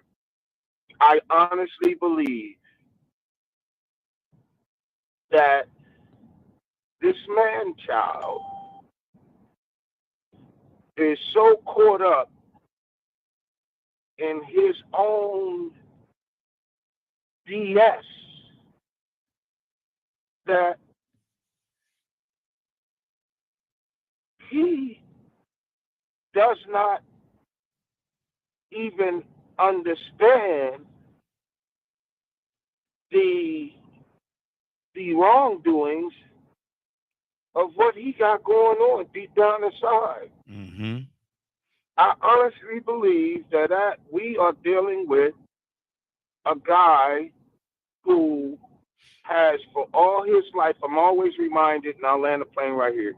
I'm always reminded, if y'all get a chance, look it up. It will tell you a story that is never unveiled, and no politician has ever unveiled it about 45. Mm-hmm. But if you get a chance, look up the interview of Michael Francesco interviewing Sammy the Bull Galvano. Mm-hmm. And they talked specifically about 45. And Michael asked Sammy the Bull, hey, man, you know, there's a situation and a problem going on. And I need you to explain to the fans, because we're taking the hit for this guy. I need you to explain to the fans why us as mob figures and mob bosses, former mob bosses, why did the mob not take care of this guy? Because this guy, he shafted the mob out of a whole lot of money. Mm-hmm. Mm-hmm. Man, when you hear Sammy the Bull's explanation as to why the mob did not touch this guy, it'll blow your mind, Raheem. Wow. I'm going to have to look that up. I'm going to have to look that up today. You know what they called him? You know what his nickname was? What's that? Raheem, you know what his nickname was in the mob, for the mob? What's that? The kid in the ivory tower. Mm. Wow. Okay. Let's keep this thing going. Cassandra, what's on your heart? Yeah. Is he like like that old boyfriend? Huh?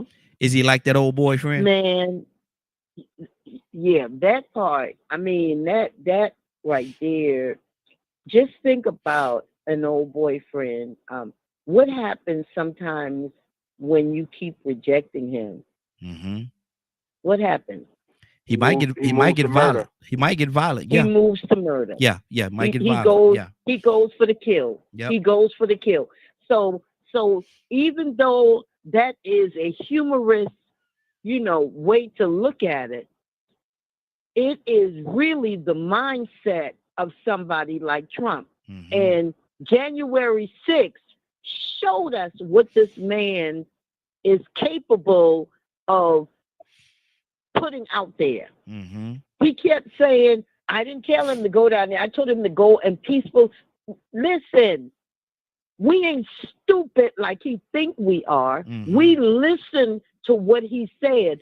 The people, his base, listened to what he said. And literally, he gave Proud Boys and all of them other low groups, the neo-Nazis, he gave all of them marching orders as far as they were concerned. Listen, that's what I heard. That's what they heard, obviously, because they went in and you didn't go there to peacefully protest nothing. When you busting up windows, beating on people, hitting officers with, man, come on, y'all. Cassandra, Cassandra. Yeah. What do you think will happen? Now, I'm just using, my mind work a little different sometimes. But what do you think would happen if you took a hungry coyote and you send him down to the chicken coop? I just want him to go down there and look and make sure everything's okay. I don't want him to go down there. I know he's hungry. I know he's a coyote. And I know those are chickens down there. Mm-hmm. But I don't want him to go. I don't want the coyote to go down there and mess with him in no kind of way. I just want him to go down there, look around, and come on back. What do you think will happen? Listen, we're not that stupid, Raheem. Mm-hmm. I really believe that Trump thinks that He's the smartest and the sharpest tool in the shed, and everybody else is stupid. And well, he got a group that are stupid because they literally are hanging on every word that this man says, and they're doing things that maybe they would normally never do. And you see, but you know what? Let me tell you how he's soothing over what may end up happening if he loses in November, right? Right? When he loses, saying to them, if I get back in, those that were wrongly, he said, wrongly tried for January 6th, I'm gonna handle that. Mm-hmm. What does that say to his base?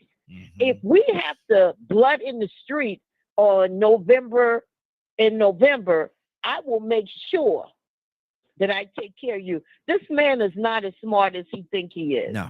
He's pretty stupid, to tell you the truth. Absolutely. But we better keep our eyes open because that boyfriend is not taking no for an answer. Mm-hmm. And when he loses in November, there is almost no length that he would not have his base go to get him in office. Exactly. Y'all better write that down. Yep, exactly. Well, up. Good morning, Raheem. Good morning, young lady. Good morning, Glow. Good morning. How you doing this morning? I'm good. I see y'all on fire this morning. Oh, yes, ma'am. Yes, ma'am. I'm gonna read this this thing that Hakeem Jeffrey said last night at the convention. And I want to hear your heart on it. What you think about it? He said Donald Trump is like an old boyfriend who you broke up with, but he won't go away. He has spent he has spent the last 4 years trying to get back in a relationship with the American people. Then he ended by saying this, bruh, we broke up with you for a reason. Yeah, I heard it. Mm-hmm. Mm-hmm. Yeah, I thought that was pretty clever for him to use that kind of analogy. I think probably a lot of people could have, looked at that and say, yeah, I do understand. I understand now, mm-hmm. But it's pretty sad that, I even hate the fact that they have to mention his name because to me, anytime his name is mentioned, y'all giving him some kind of airway or marketing. I don't even want to mention his name because I just believe, like Cassandra say, when he loses in November, he's gonna be like a baby crying and kicking that can't get his bottle, or crying and kicking that can't get what he wants. It's just funny to me how he just goes from one character debate to another about anybody that's gonna come against him. I got this friend here in Chicago. She made she got a luggage business, and she makes beautiful personal luggage. And she did that for him. She did that for Donald Trump a while back, a long while back when he was getting his hotels and business and stuff together. And do you know that he never paid her? Yeah. He never paid her. I can believe that. And she talks about that to this day. And she's not a black woman. She's white. She's called Willa. Yeah. DK Radio. You know that man snaked my wife out of $15 million. Wow. Yeah. He never $15 million. I'm gonna try to get her on here one day. Yeah. He never paid her. So that's really sad that he's that kind of, first of all, that kind of businessman. And a lot of people know that and they still want to talk about him. It's funny too, they had a black man on a commercial here in Chicago. I don't know if you get it in Georgia, how he talked about Trump and how he stands for Trump and how he, going to help the American people out financially. I was just laughing. He looked like they had picked him up from off a corner on Skid Row somewhere. He wasn't even shaved. He looked like a little wino with a red hat on and a red shirt. Mm-mm. That was funny to me. So Wow. it's just funny how he's just trying to pull out all kinds of schemes, and his time is just like the enemy is coming. So that's what's on my heart.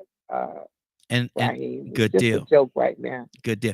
And Leonard, let's talk about the university, the Trump University. All the money he took from all those people and never taught ABCs or nothing. Never told them anything, man.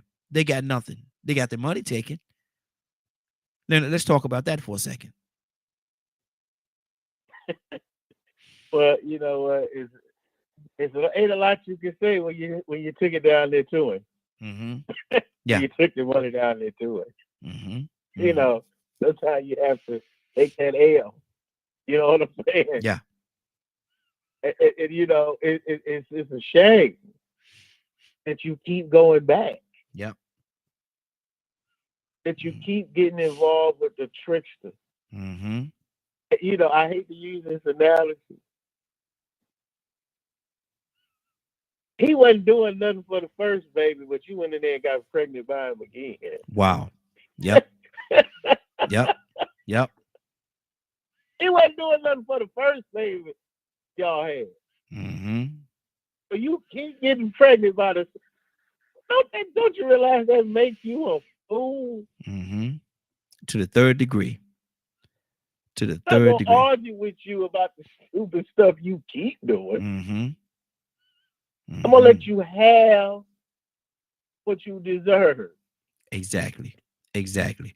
And too many people allow people to continue to use them, and you get to looking like a fool to people around you telling you this, and you still won't listen, and blah blah blah. But then again, like Miss Cassandra, she wait on that call at night. It's gonna come. Mm-hmm.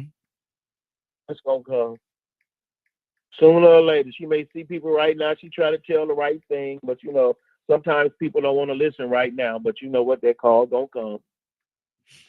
Like your kids, they swear they know more than you. Mm-hmm.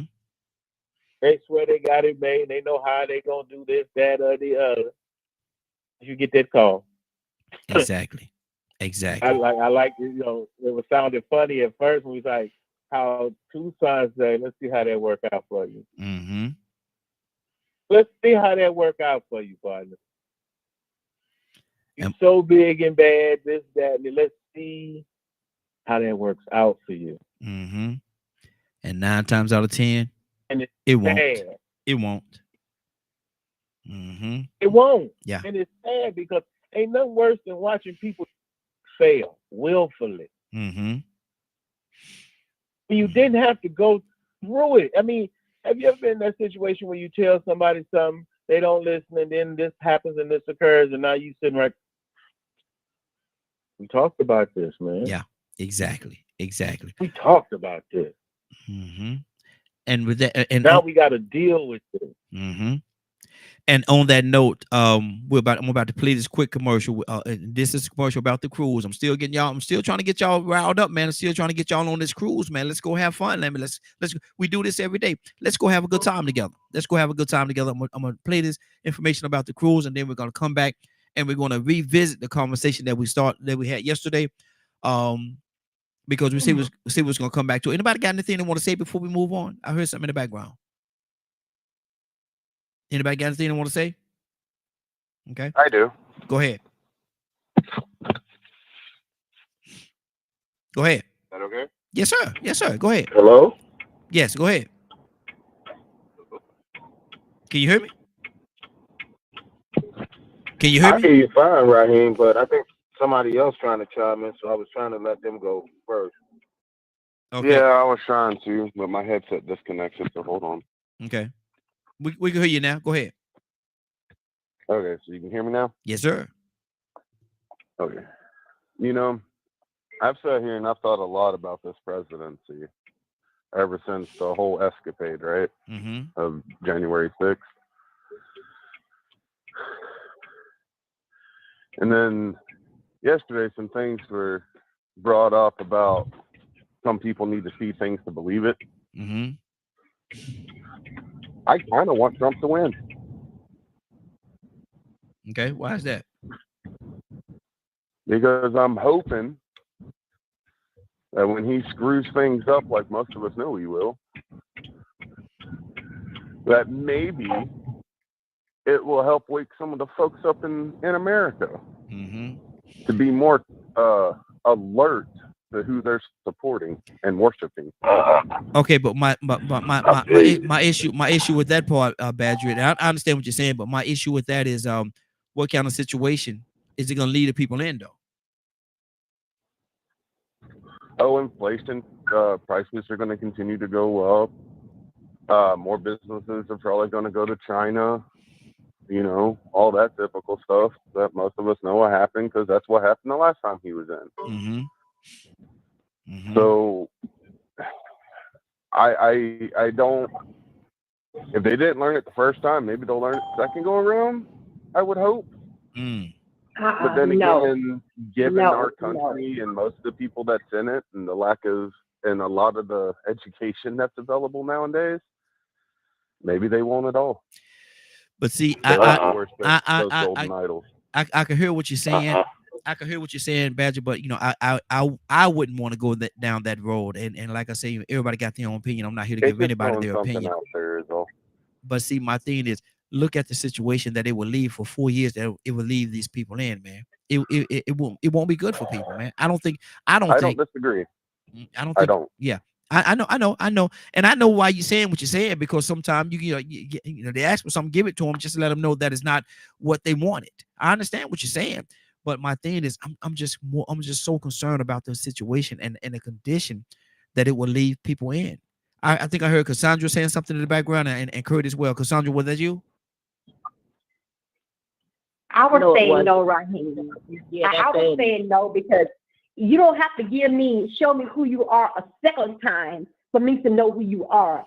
Donald Trump is evil, so I'm not with the second time around deal, because the first time around almost got us all killed. Yeah. So I don't need a second term for him.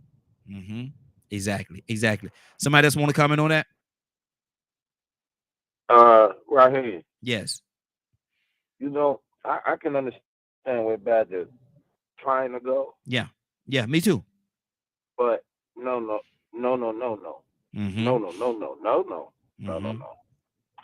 First off, you know, I'm just gonna keep it plain and simple, brother. Man, there was 3,000 people dying per day on this man watch. 3,000. 3,000 people dying per day. No, we don't need that back. We do not need that back, because this is a guy who has made a living off of, if you really follow this dude, he has made a living off of keeping people at odds with each other, so that the people's not paying him any attention. This whole campaign thing is an attempt to keep himself out of prison. And if I go with Badger's ideology, I can't help but think about the congresswoman from, what is it, Maine? Susan Snow, the one who was, I think her name is Snow, the one who was saying, oh, I think he's learned his lesson and he wouldn't do that again. He turned around within 3 days, did the same thing over again. Yep. The other thing is, my sister Willa, I love her to death. But you know what, Willa? Even Voldemort has some powers. Lord. we now, and I get exactly what she's saying, because the way he played his angle is, his idea is this, Raheem, and I know you done heard this before, being as though we all kind of in the industry, and 1 foot in and 1 foot out. Yeah. All press is good press, no matter if it's negative or positive, right? So the idea is, the con game is, if I can get you saying negative stuff or if I can get you saying positive, it don't matter. I just need you to keep me in your mouth. The more you keep me in your mouth, the less money I spend on commercials, advertisements, this, that, and the third. Greatest advertisement is word of mouth.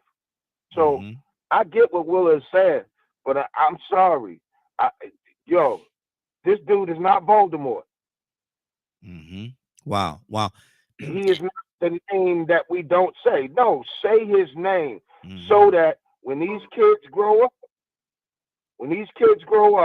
they will have a clear definition and picture of a horrible, evil man. As soon as they hear that, the first thing that their mind will say is Donald Trump. Wow. Anybody else want to have anything that they want to say on Badger's comment real quickly before we move on? I want to play this clip, but I will give you opportunity to quick comment if you have something to say. Okay. Let me play this quick clip. This is I got something else I want to do after the commercial. Then we're gonna go to the second part of what we talked about yesterday. Here we go. This is our cruise.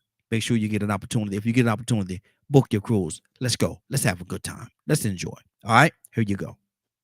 Come join us on our DKM Media Group First Party Cruise. We will be leaving out of Tampa, Florida on June 21st, returning on June 26th. That's right, 5 amazing days of fun and entertainment.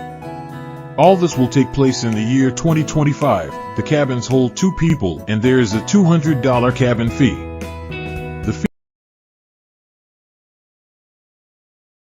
Come join us on our DKM Media Group First Party Cruise. We will be leaving out of Tampa, Florida on June 21st, returning on June 26th. That's right, 5 amazing days of fun and entertainment.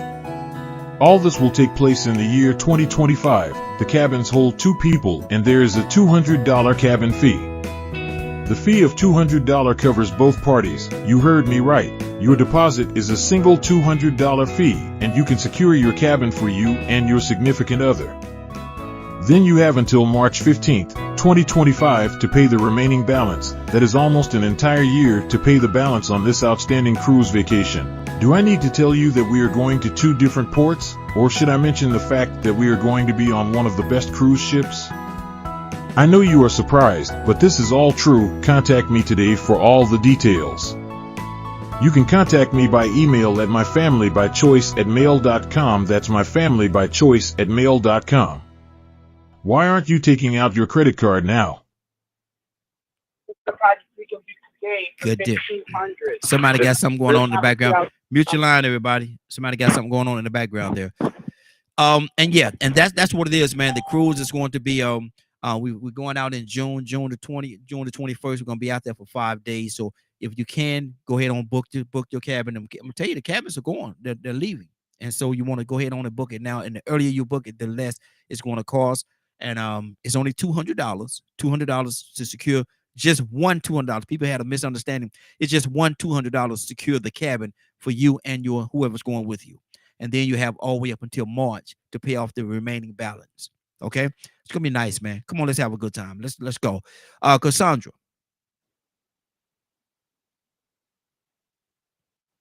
Yes. Cassandra, I got a question for you. Could you live off $18,000 a month?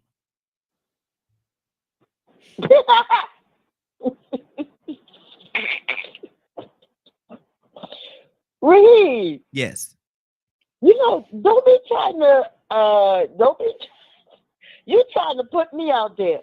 Reed. No. My retirement is less than $1,000 a month. Mm-hmm. So if I can live off of that, believe me, I can live off of 18,000. And see, Cassandra, and I did the math. $18,000 a month is $216,000 a year. That's $18,000 a month. It's $216,000 a year. Okay. Now I'm asking that question because Marlon Wayans' baby mother says she's struggling to provide for their 1-year-old daughter. 1-year-old daughter. 1-year-old daughter with $18,000 a month.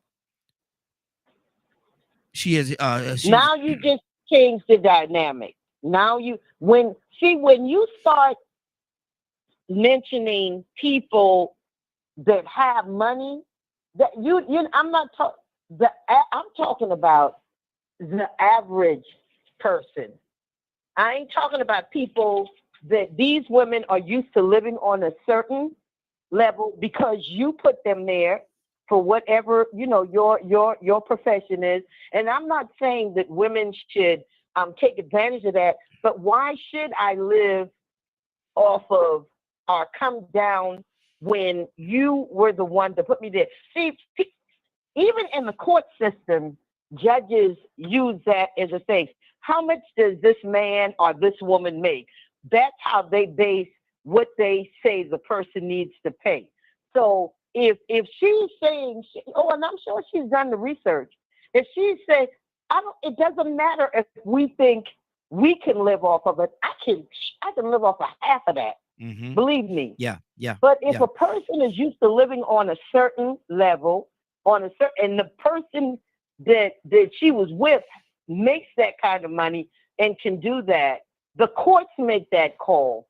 So she ain't gonna get away with nothing, because if the courts say, and they check their records and say, no, she does not deserve to get this. He's not making any more than he was before, or whatever, however they do it. And Leonard, maybe I'm wrong, but the courts decide that based on whether it's a female or a male, based on their income. Mm-hmm. That's how they decide how much that person should get per month. Me, I can live off of that all day long. Mm-hmm. Wow. But I'm just saying. But see, my thing, she doesn't make that call, Raheem. But she doesn't make that call. Well, she made the call to go to the court, and she's filed a lawsuit for more money. It doesn't matter if the court, Raheem. Mm-hmm. I know what you're saying. I know exactly what you're saying. Yeah. So it doesn't matter what we think. The court, if she goes back to the court and said, hey, I need more money, the courts will decide based on financial statements and all that other stuff that they use, whether she should receive more money. Whether she did it or not, whether we feel like she's wrong or not, it's not her decision and it's not our decision. The courts make that determination. And here in Georgia, I'm pretty sure. Yeah. And you're right, they do. But my thing is, if a person, if a person works at McDonald's and he don't make that amount, that money like Marlon Wayans is making, and you have to go in there and you have to pay child support for his children, and they say, well, you got to pay $100 a week, $400 a month for a 1-year-old. Now they would have to make that work. But if Marlon Wayans is to the point where he's paying $18,000 a month, and now she's saying that she wants more money because it's real difficult for her to survive with $18,000. Because Sandra, some people make $18,000 a year. It's okay, Raheem, that you and I think that's crazy. Yeah. We think that's crazy. The bottom line is the court system will decide, not nobody else, not Marlon or whichever one it is, not her. They will not make that determination. The court system will make that determination. Wow. So we can think it's crazy and she's being unreasonable, but what does the court system say? Mm-hmm. Yeah, you're absolutely right. And they know more than us. They know more than us.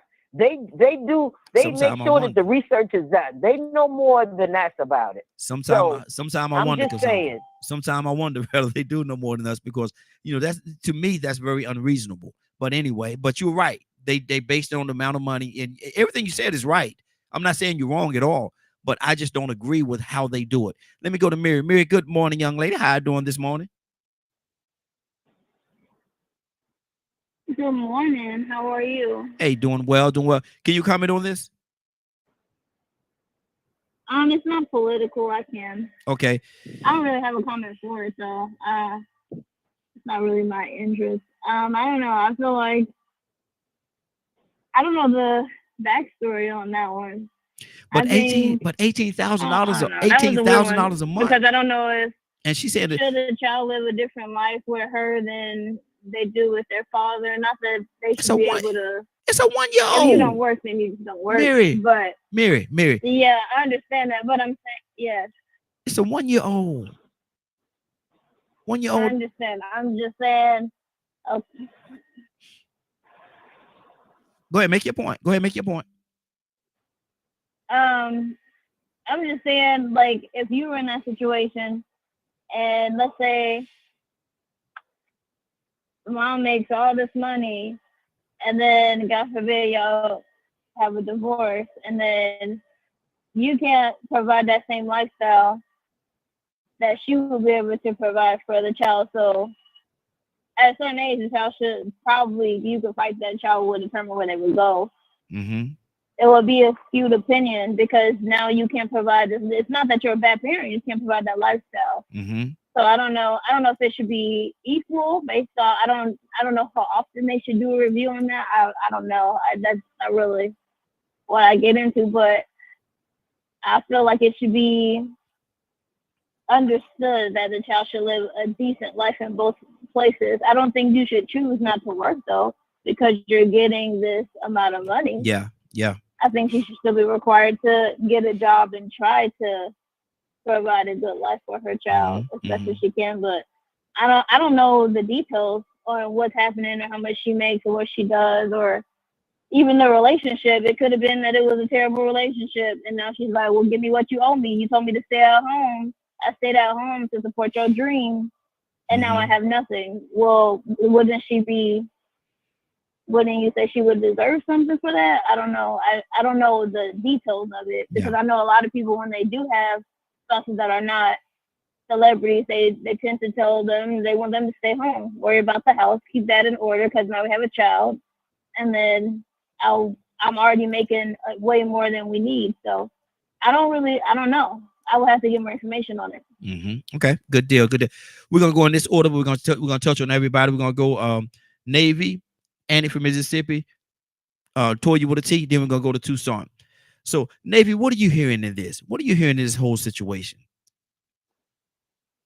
She said that $18,000 a month is difficult for her to make it. It's difficult for her to provide for this 1-year-old daughter with just a measly $18,000. Please, Navy, talk to me.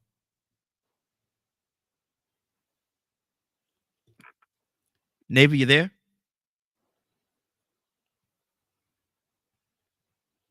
Okay, let's go to Annie from Mississippi. Annie, talk to me. If they stop taking the child support money and providing for the boyfriends, maybe it'll be enough for the child. Every time you have money, and when they go to child support court and the judge order a set amount of money, it's never enough. It's never enough. If it's not enough, okay, well, what about you go and get another job to make it enough? It's called greed, Raheem. Wow. Okay. And she stopped abruptly, but that's okay. Toya with a T, talk to me. She stopped. She hit the brakes on me. I was falling, but she hit the brakes on me and just stopped in front of me right there. Okay. Trying to get some insurance money. Toya with a T, what do you say about this? $18,000 a month. $18,000 is not enough to take care of a 1-year-old daughter. So she went back to court. She's petitioning for more money. She need more money. $18,000 a month, which equates to $216,000 a year. But that ain't enough. Toya, talk to me. Well, I feel like this. I feel like if you're worth $80 million, then your child should be worth $80 million. Mm-hmm. I don't have any kids, and I always said I'm not going to track anybody down for child support. Mm-hmm. You got a kid. I'm not going through all that. You got one. take care of it to the best of your ability. And if you don't, I'm gonna hold that down. Don't come calling no judge, because I don't care about a judge when you come telling me why you can't see your kid and you done made all this money over the last 10 years. You ain't been by here, you ain't did nothing. And I got me had to give me a little crumb dude. And that crumb dude is the one that's helping me take care of the kid. I really don't want your money. I really don't want your money. Be a father. Being a father is priceless. Forget your 18 grand. I need you to handle your business. You understand what I'm saying? But my thing is, in this world that we live in, especially when it comes to us, everything's about division. Everything's about tearing us apart. Everything is about making sure that we cannot get along at all whatsoever. So if they can inject any kind of more toxicity for us not to be together, they will. And one of the laws is that if we're dating and you have me on this specific level and I don't have to work and I don't have to this and I don't have to that, because you make so much money, you got to hold me down. It's called alimony, and we were married. And we were married. Yeah. So you did marry me. I got a kid. This is going to replace the alimony. Because according to you, the father, the job and lifestyle that you have, you cannot come take care of nobody, isolate them, have them under you, and think you're going to leave and think you're going to give them crumbs. And that's typically what the court system does. Now, for the woman, I think $18,000 is more than enough. But also, I'm a working woman. I'm not going to sit up here. I just want my own money. That's his money. I don't want to come and do all that with you, and it's your kid. You should be more than ecstatic to come and make sure that your kid, I wouldn't care if it was $40,000. I wouldn't care if it was $100,000. I'm gonna pay you this $18,000. I'm gonna buy my kid everything I'm supposed to buy them because I'm their father. That's my child. I don't care what I got going on with you, you little gold digger that I chose to lay down and have a baby with. I'm gonna hold my kid down regardless of what. So with that mentality, we wouldn't even have no beef here. But at the end of the day, because we're walking around making irrational decisions, having babies by and babies for people who lack the responsibility in the first place, now you want to ask for more? Now that's what we call a scut bucket at that point. Wow. Because I'm gonna tell you something, and like I said earlier, a lot of people are in situations where they don't even make $18,000 a year, and she's getting it in 1 month, every month, over $200,000 a year. One child, one-year-old child. That's a lot. That's a lot. Let me go back to Shanavia. Then we're gonna go to Tucson. Shanavia, what do you say to that? I don't know what I'm saying. Okay, I'm sorry. I just got that. Okay, let me read it to you. First, let me ask you: can you survive off $18,000 a month? $18,000 a month? A month, yeah, 1 month, $18,000. Can you survive off that? If you got one child, one-year-old daughter, could you two survive off $18,000 a month? Oh, don't you cuss, Nate. To the corner. Oh, yes, I can survive. I don't know. Oh, yes, sir. I can survive very well off of that. Okay. Reason why, because the situation with Marlon Wayans' baby mother says she's having a hard time to provide for her 1-year-old daughter with $18,000 a month. He pays for child support. She files a lawsuit for more money. Hey. She filed a lawsuit with the court system for more money. Maybe $22,000. I'm sorry. I didn't mean to be rude. I didn't mean to cut you out because you wasn't even done with it. I'll wait. No. The floor is yours. Talk to me. I want to hear what you got to say about this. No, I look. My grandma told me if you ain't got no money, stay home. So therefore, if you can't survive off, people survive. Unfortunately, have to survive off of $18,000 a year. Yeah. And you can't do it for a month. Then that means that you need to better budget, and you need to stop living above your means. Stop taking trips to Dubai every month. Stop buying these $35,000 bags. Like, you're buying bags that people that's a salary for some people. I don't know that lady, but it made me want to punch her in the throat if you can't live off of $18,000 a month. Good Lord. Good Lord. Okay. Tucson. Tucson, what do you say to that, man? And you abroad, man. What do you say about that $18,000 a month? But she's having a hard time. She's struggling to stay afloat. This little measly $18,000 a month, please. We can put it right there by the way. What do you say to that, Tucson? It don't make no sense. Why can't you? Mm-hmm. What do you have? I don't know. I ain't got a lot of money, so $18,000 a month. That's a come up for me. Mm-hmm. Yeah. Mm-hmm. For a lot of people. My eyes are wide. My eyes are out wide open for potential. Mm-hmm. For you. Mm-hmm. I don't know who you talking about. Wade again, huh? Right? Yes, Marlon Wayne. Mm-hmm. The youngest one. Yeah. The youngest boy. So I was looking at. I think it's. I don't want to say the wrong person's name, but his son is complaining about having that amount of money. And he say he can't make it off of that money. Mm-hmm. I don't want to call You're talking about 50 Cent's son. You're talking about 50 Cent's son. Yeah, 50 Cent. Yes, sir. Yeah. I know I was talking about it, but yeah, his son said he can't. He's suing his dad because he wants more money. Mm-hmm. What? You 20-something years old,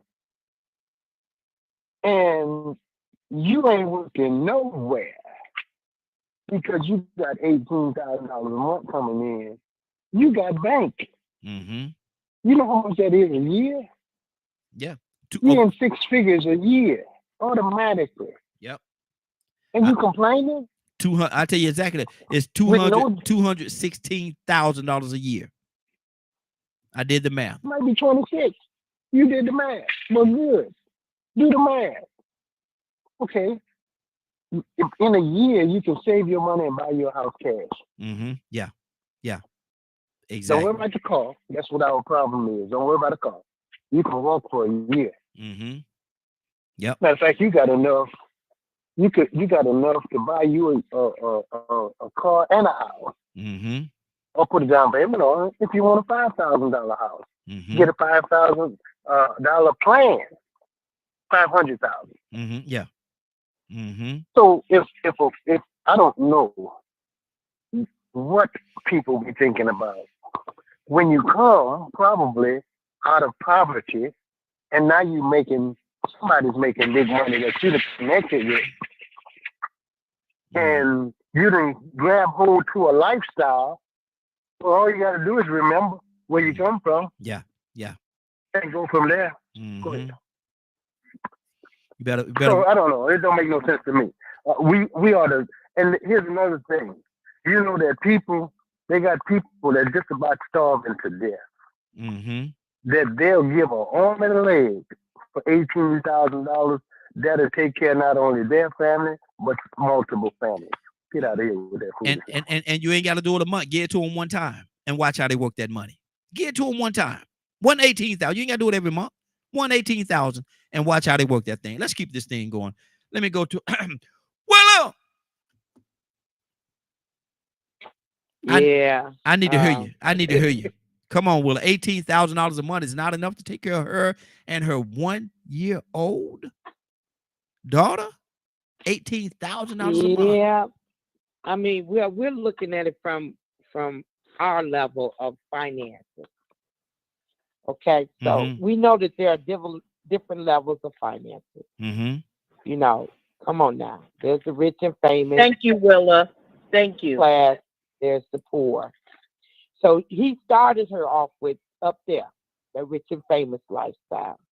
See, we're trying to throw our opinion about somebody from an area that we don't even live in. Because I don't live in that kind of area where I make $18,000 a month. But she does.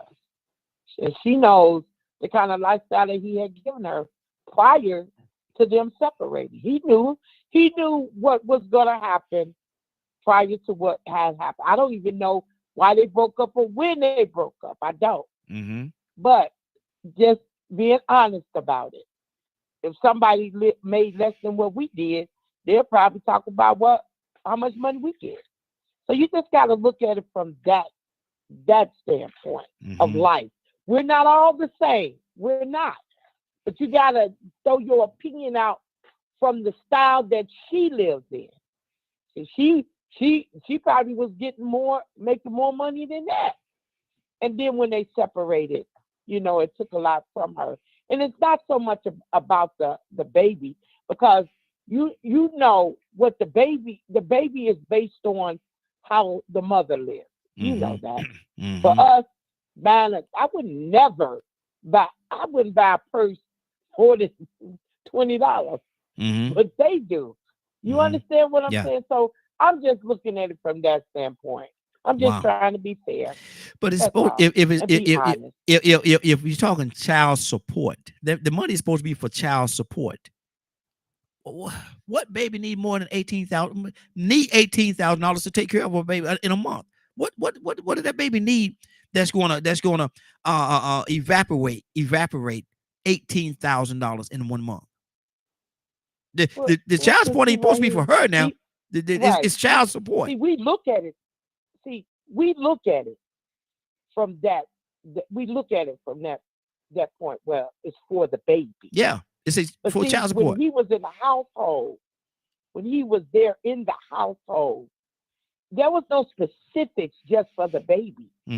See, the baby was living there based on their salary, the food, the shelter. I mean, all of it. That's another income that she receives to help her manage her household that the baby lives in. Okay, let me ask you this. I understand exactly what you're saying. Yeah. But there is not one person I know that takes child support and specifically gives it to that child. But see, that's what the system is. That's what the system is corrupt. I got 18 years of age. It had a lot of money, but that's not how it's. It's supposed to be designed that way, but it's not. Let's look at reality. Let's look at reality of what real life is. No matter what that judge is sitting up in that courtroom saying, this is what you deserve for the baby. Because when it happened to me, I never took my kid's father to child support, even though my daddy said to. Take him to.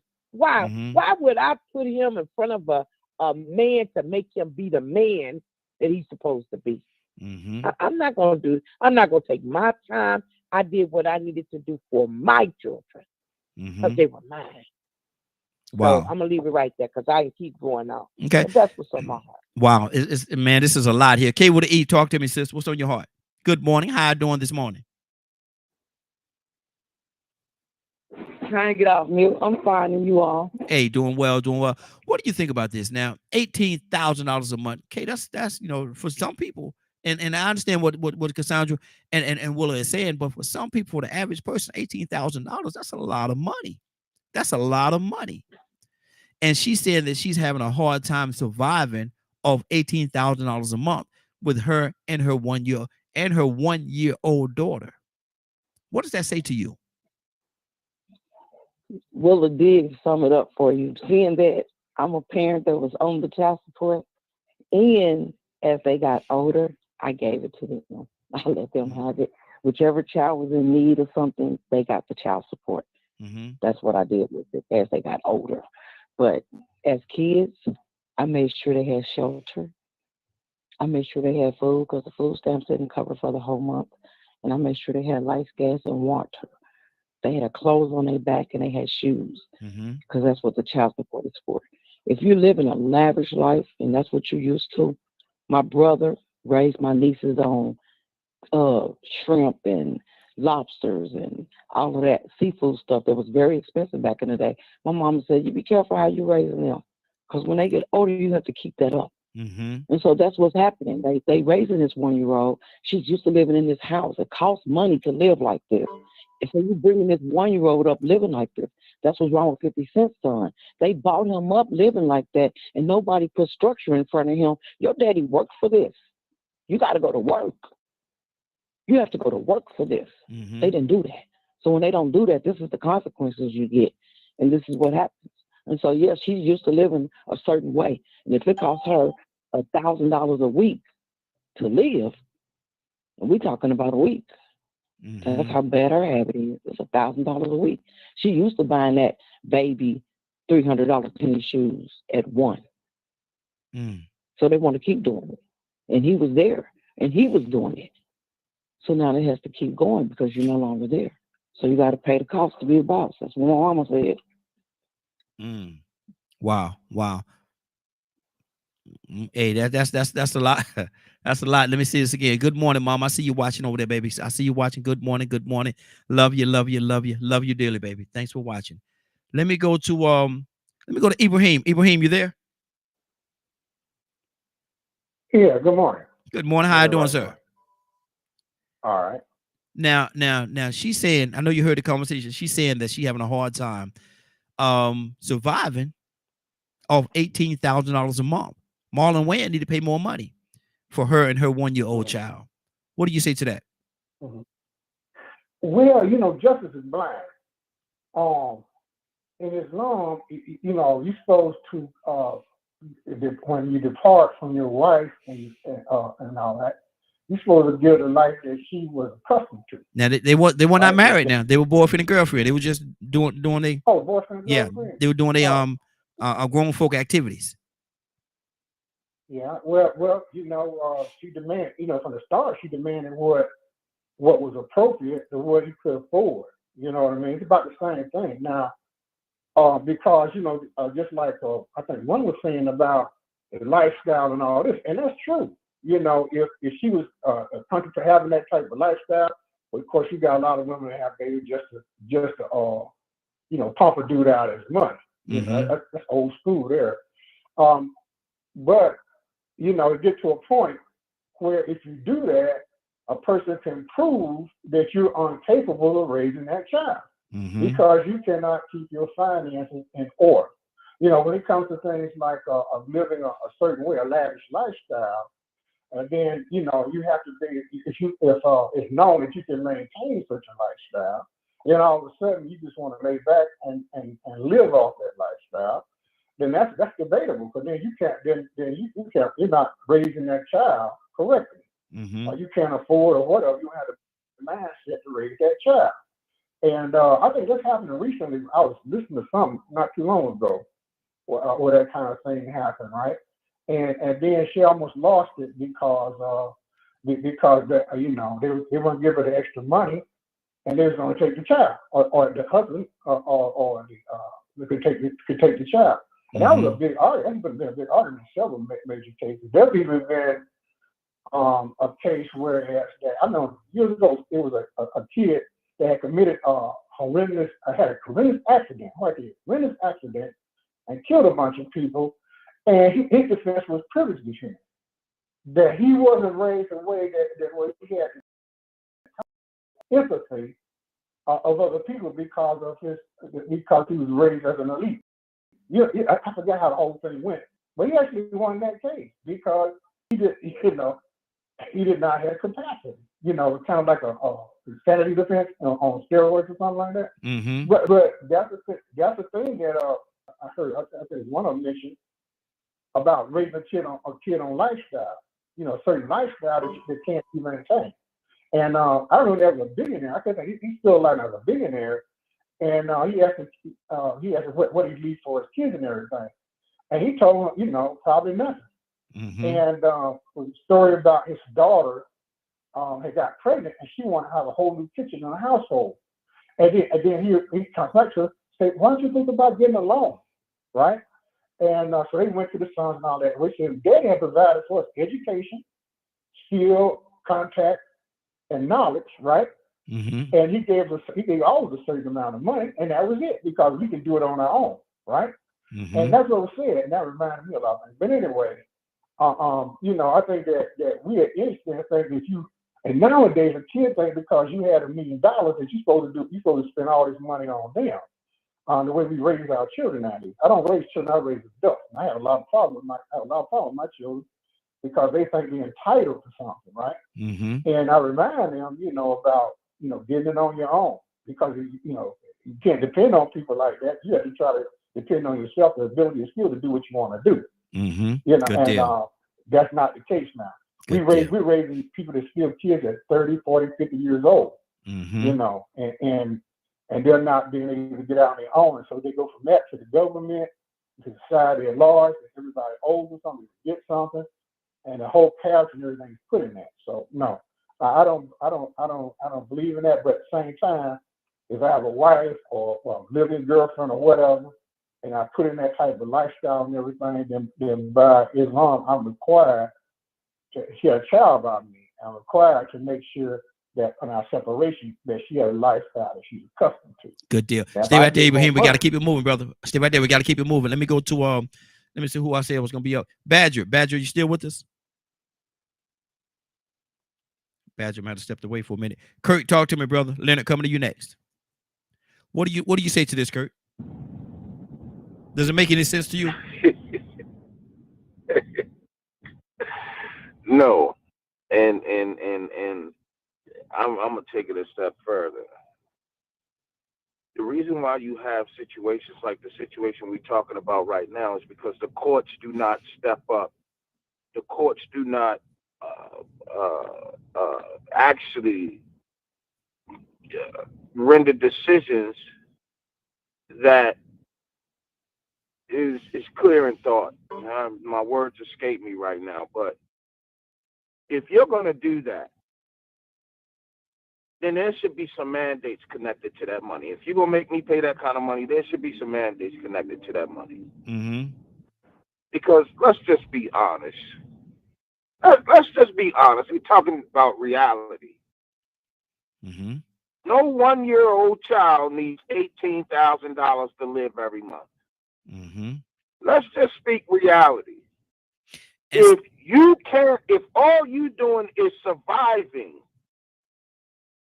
off of $18,000 a month, something wrong with you now. Because in 31 days, 31 days, 18 more thousand is coming.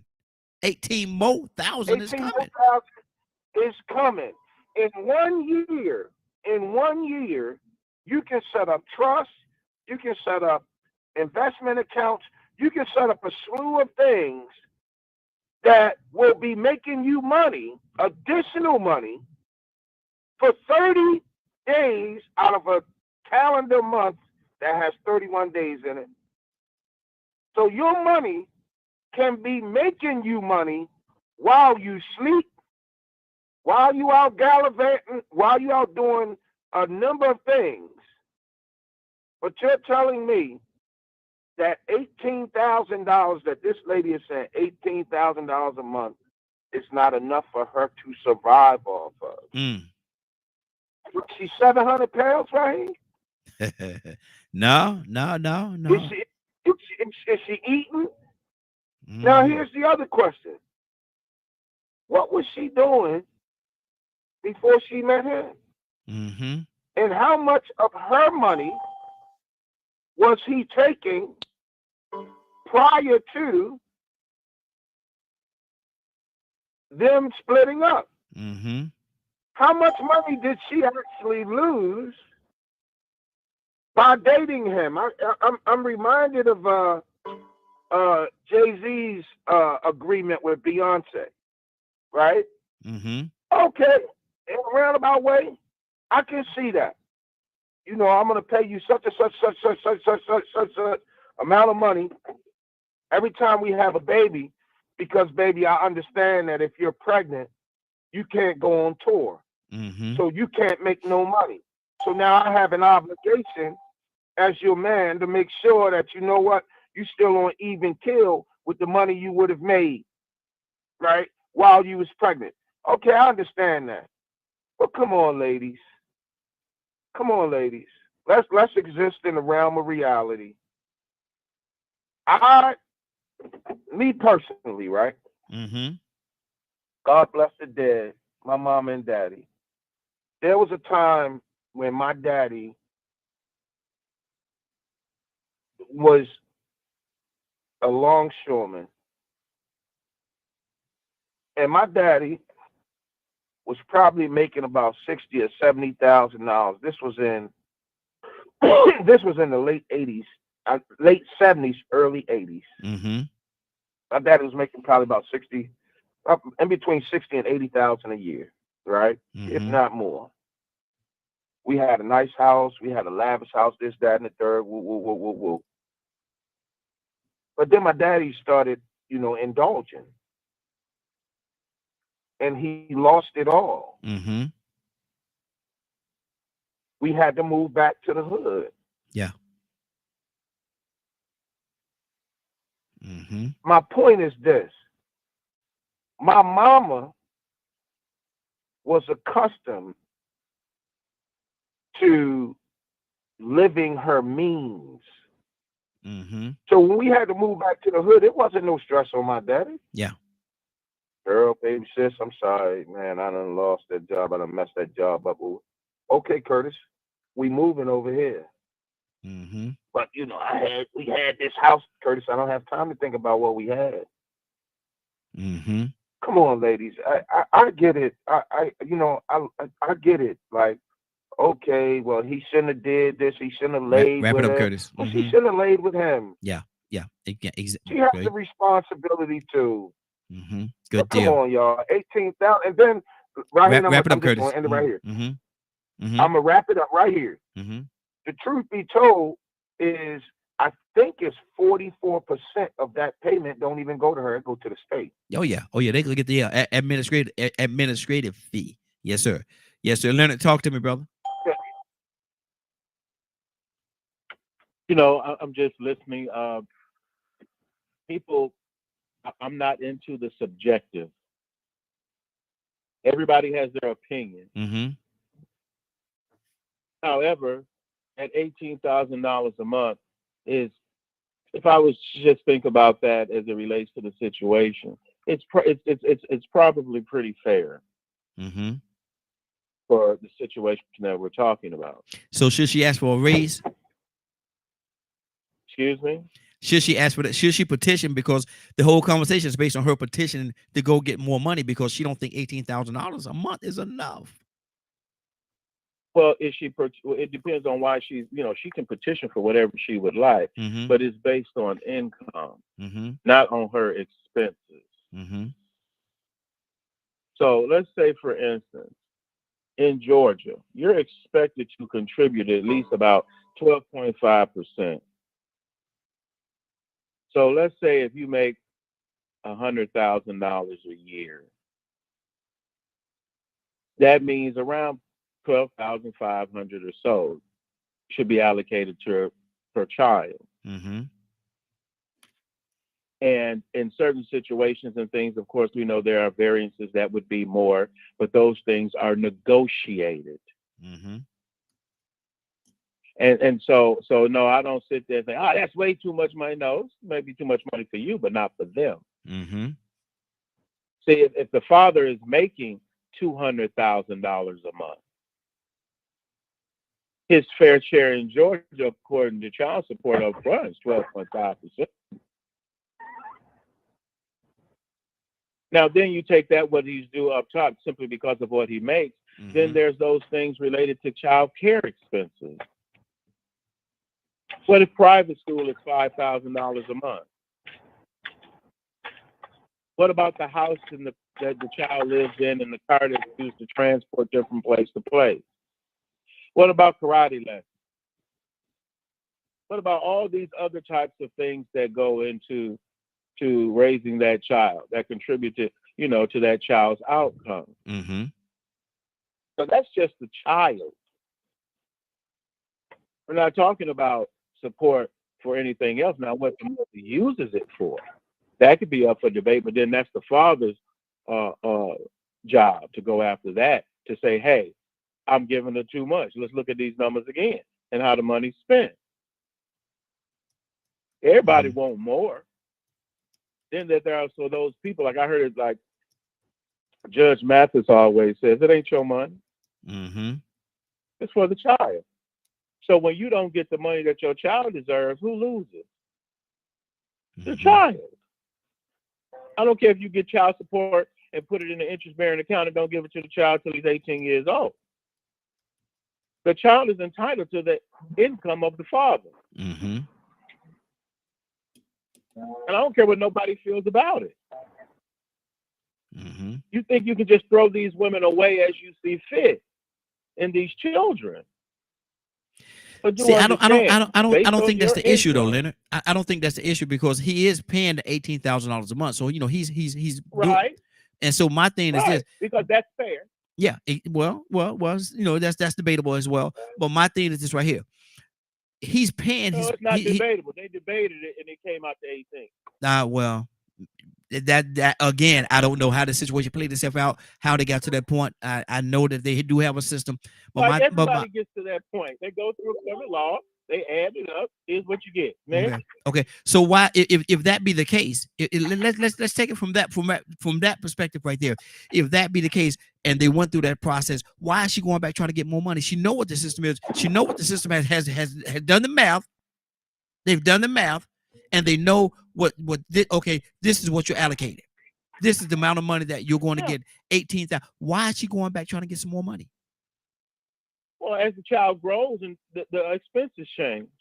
Well, if that be the case, then let the court determine that. You don't go back in there talking about you want more money. That's why she had to go to the court to ask for it. I don't. I'm pretty sure she didn't walk in there and say. I'm pretty sure she didn't walk in the court and say she wanted to increase child support. She did because she'd rather have a new car.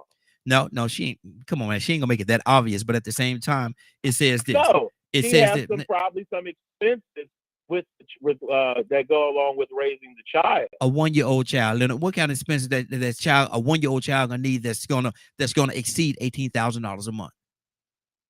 Maybe she wants to establish a trust fund for the child. Okay, that's something they need to talk about. That's outside. Can I ask a question? Hold on. Yeah, you can hold on for a second. Ask one question? Yeah, hold on for a second. Yes, you can, but hold on for a second. My thing is this right here. I don't. If she want to start a trust fund or something like that, that's a whole different ball of wax. That has nothing to do with the child support. That's something outside of that. And so, if you want to do something like that, then go forward. Go and let that conversation be had. You discuss it. Yes, no, or whatever. But the $18,000 is for child support. That's something different. Curtis, ask your question, brother. Well, my question is this, brother. Why are we? I don't even think we realizing that we male bashing right now. Mm-hmm. I don't even think we realizing that. Mm-hmm. Because what we're doing, if we're listening to what's being said, right? We're assuming. We're placing an assumption on the situation that he is not doing what he's supposed to be doing. If you really listen to the conversation, it sounds like, this is what it sounds like. Mm-hmm. It sounds like we're assuming that he's not even paying the $18,000. And that's not the truth according to what Raheem just said. Raheem is saying, hold on, y'all, he paying the $18,000. Yeah. What else is there? So my question is, if we going with, okay, the court said this and that's okay, well, the courts should step up and do more. There should be some type of oversight. You can't just award money like that. The government don't just give you money without having some oversight on it. So why is the court just awarding money without no oversight? Are you really thinking about the better interest of the child? Because with 18,000, you can do everything that we just talked about. You can set up a trust fund. I'm sorry you can't live in a $2 million home. Have you worked to earn a $2 million home? Have we even considered that maybe it's the reason why they broke up? Maybe she was a female Trump. Maybe she should have been shackled. Maybe that he was the consummate male and he walked in and caught her laying in bed with a New York Knicks. Yeah. We don't know, but it just sounds like, and I'm not like disagreeing with what anybody's saying because everybody got valid points. I'm saying my question is, why does it seem like we are automatically accusing him of doing something wrong. Mm-hmm. I mean, I'm not sure of that assumption or where that came from, but based on child support, when I was speaking, less, he's obviously paying whatever the court ordered. So now this petition was for an increase in that. Mm-hmm. And that's Exactly. my point. And that's my point. I think he's doing his part. He whatever they put out there on the table, that's what he's doing. She didn't say she was not getting the money. The money's coming, so he's paying his part. He's paying his part. So for her to go back and try to backdoor him basically and say I need more money, $18,000 is not enough money for me and my 1-year-old daughter. I don't get that. I don't get that. Yeah, go ahead, Cassandra. Yeah, Raheem. Yes. You keep saying that, but we're not even, none of us on here that I know about are even in the same range financially as these people are. Mm-hmm. So we can think 18,000 ain't crap to some people Mm-hmm. a month. That ain't nothing. They spend that in a day sometimes. Mm-hmm. So we are looking at it from our limited place because of where we are in the 18,000 sounds like, woo, that's a lot of money. No, it's not to a lot of people. It ain't nothing. So if she has, let's see, because we need to know, when we're talking about this stuff, we need to know, do you realize what child support can be used for? What does anybody here? I haven't heard anybody mention that. Rent, transportation, healthcare, extracurricular activities. Man, come on, man. There's so much stuff that's included in child support. And y'all keep saying, what is it, 1 month old? Well, the child has to have lights on in the house. The child has to get back and forth to wherever she needs to be. If it's child care or whatever. They have to have food in the house. The mother has to have rent so that there'll be shelter over the child's head. These people are living on a whole nother level than what we are. And that's male or female. I kept saying that. So I'm definitely not male bashing because from the onset, I said, whether it's male or female, they need to pay. It's women that do not have their children and they're behind should be paying child support. I've always said that. You got money coming in, you need to pay child support. Mm-hmm. So I want us to look at it from our vantage point because we have no clue what it is to live on a level with those people where they are. Now, some of us may have been there at one point. Most of us are not there right now. We don't know about having millions of dollars, making millions of dollars a year. Anybody on here making millions? Because I'm going to hit you up. Go ahead. Put it out but there. See, my thing, hold on. My thing is this right here. Hold on. My thing is this right here. Hold on. My thing is this right here, though. And I understand, everybody making their own point, and that's good. That's what we do. We dialogue on here. But my thing is this right here. If a person is working at McDonald's and they paying $100 a month, and with a 1-year-old child as well, that child got the same responsibility. That child got the same wants, needs, and desires as this young lady that's making $18,000 a month. So no, they don't. No, they don't. Why they don't? The child got to eat. The child got to have lights on. I'm talking. No, $6,000 a month. Rent may be $6,000 a month. This person may be paying $800, $900 a month for his rent working at McDonald's. Okay. You comparing apples to oranges. You can't do that. And that's why somebody said, I think it was Willa that said that she may need to crank it back a little bit then, because if you got $18,000 a month. Why did she have to crank it back? Because maybe she can't afford it. Maybe she can't afford it prior to that marriage. Maybe she can't afford it. That's what I was. They're not married. They're not married. That's not what the courts go by. The courts go by what has she been accustomed to. And women, we got to pay attention to this because if you get in a divorce, remember, it ain't going to be pretty most of the time. And you're fighting to make sure that your children have everything that they need. I'm not going back. If he had me living on a certain lifestyle while we were married, I'm not going back to my old lifestyle. Why should I have to do that? I'm accustomed So to wouldn't this, that be and that's what because the court looks like. because No, because that's what the because he court. oh because he It's the so court. so in that case and wow, you're not gonna go back to your old lifestyle. He came in, he met, he's like the knight in shining armor on a white horse and all this stuff. Come in, get you, take you out, and that's you, Cassandra. I'm just using it for conversational purpose.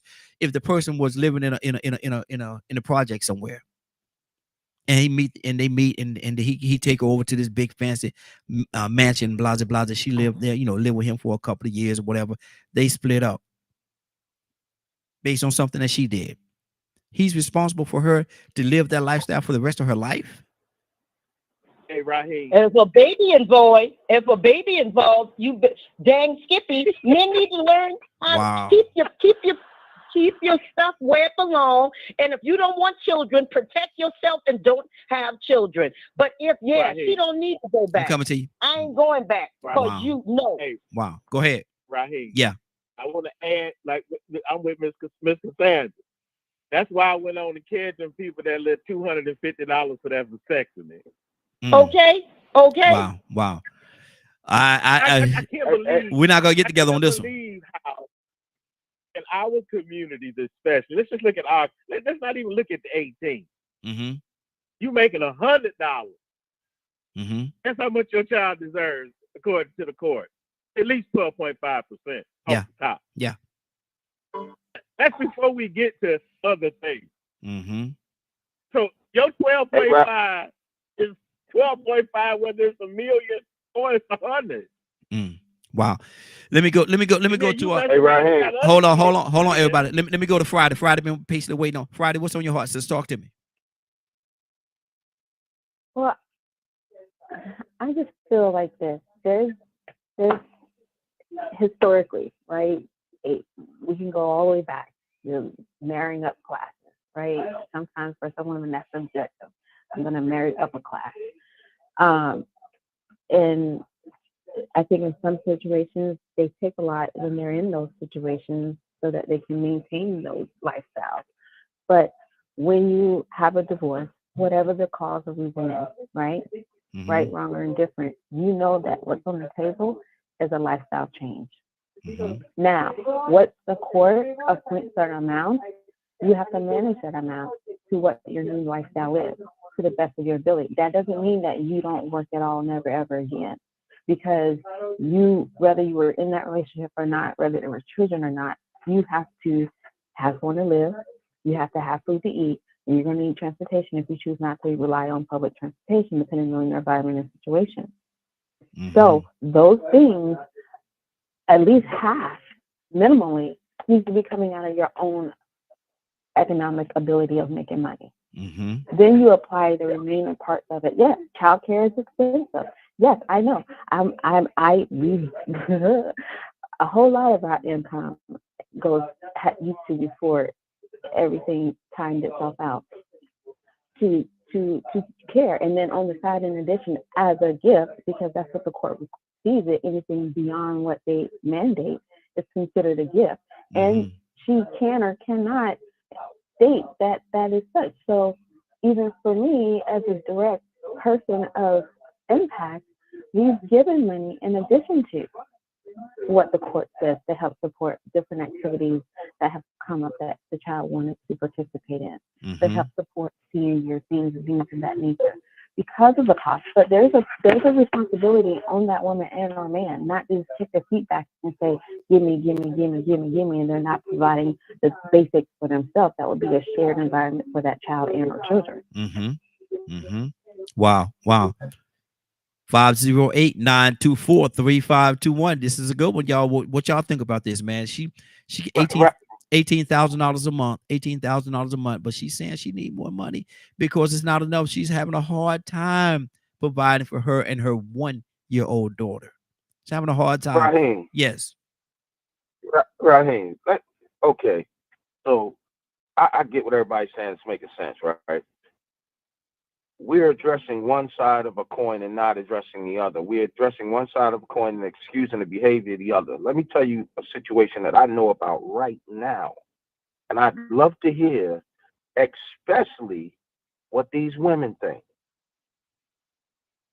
I know of a situation right now.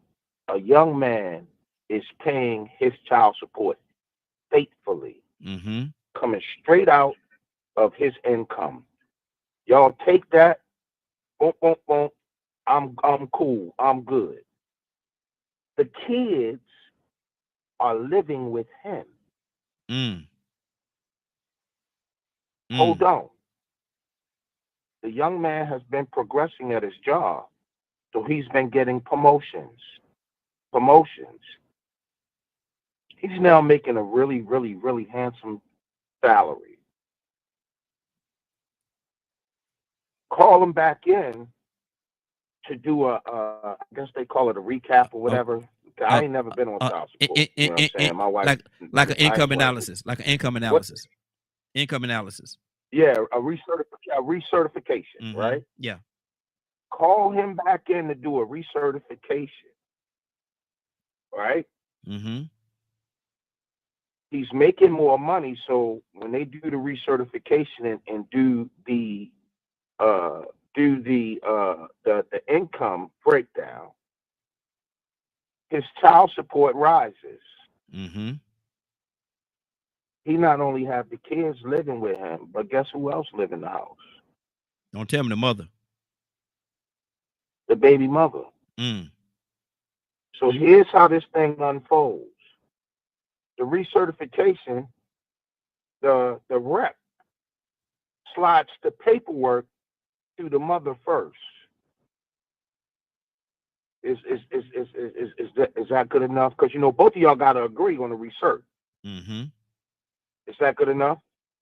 She immediately says, "Yeah, that's perfect."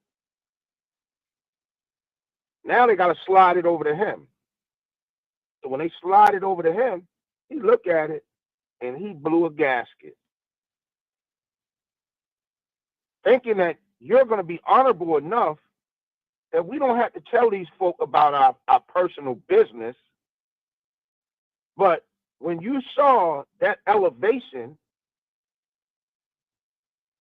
is it okay to say, you know what? No, I don't need that much. I'm good. We can leave it at where it's at, or you can lower it because you're living in this man's house. Yeah. Rent free.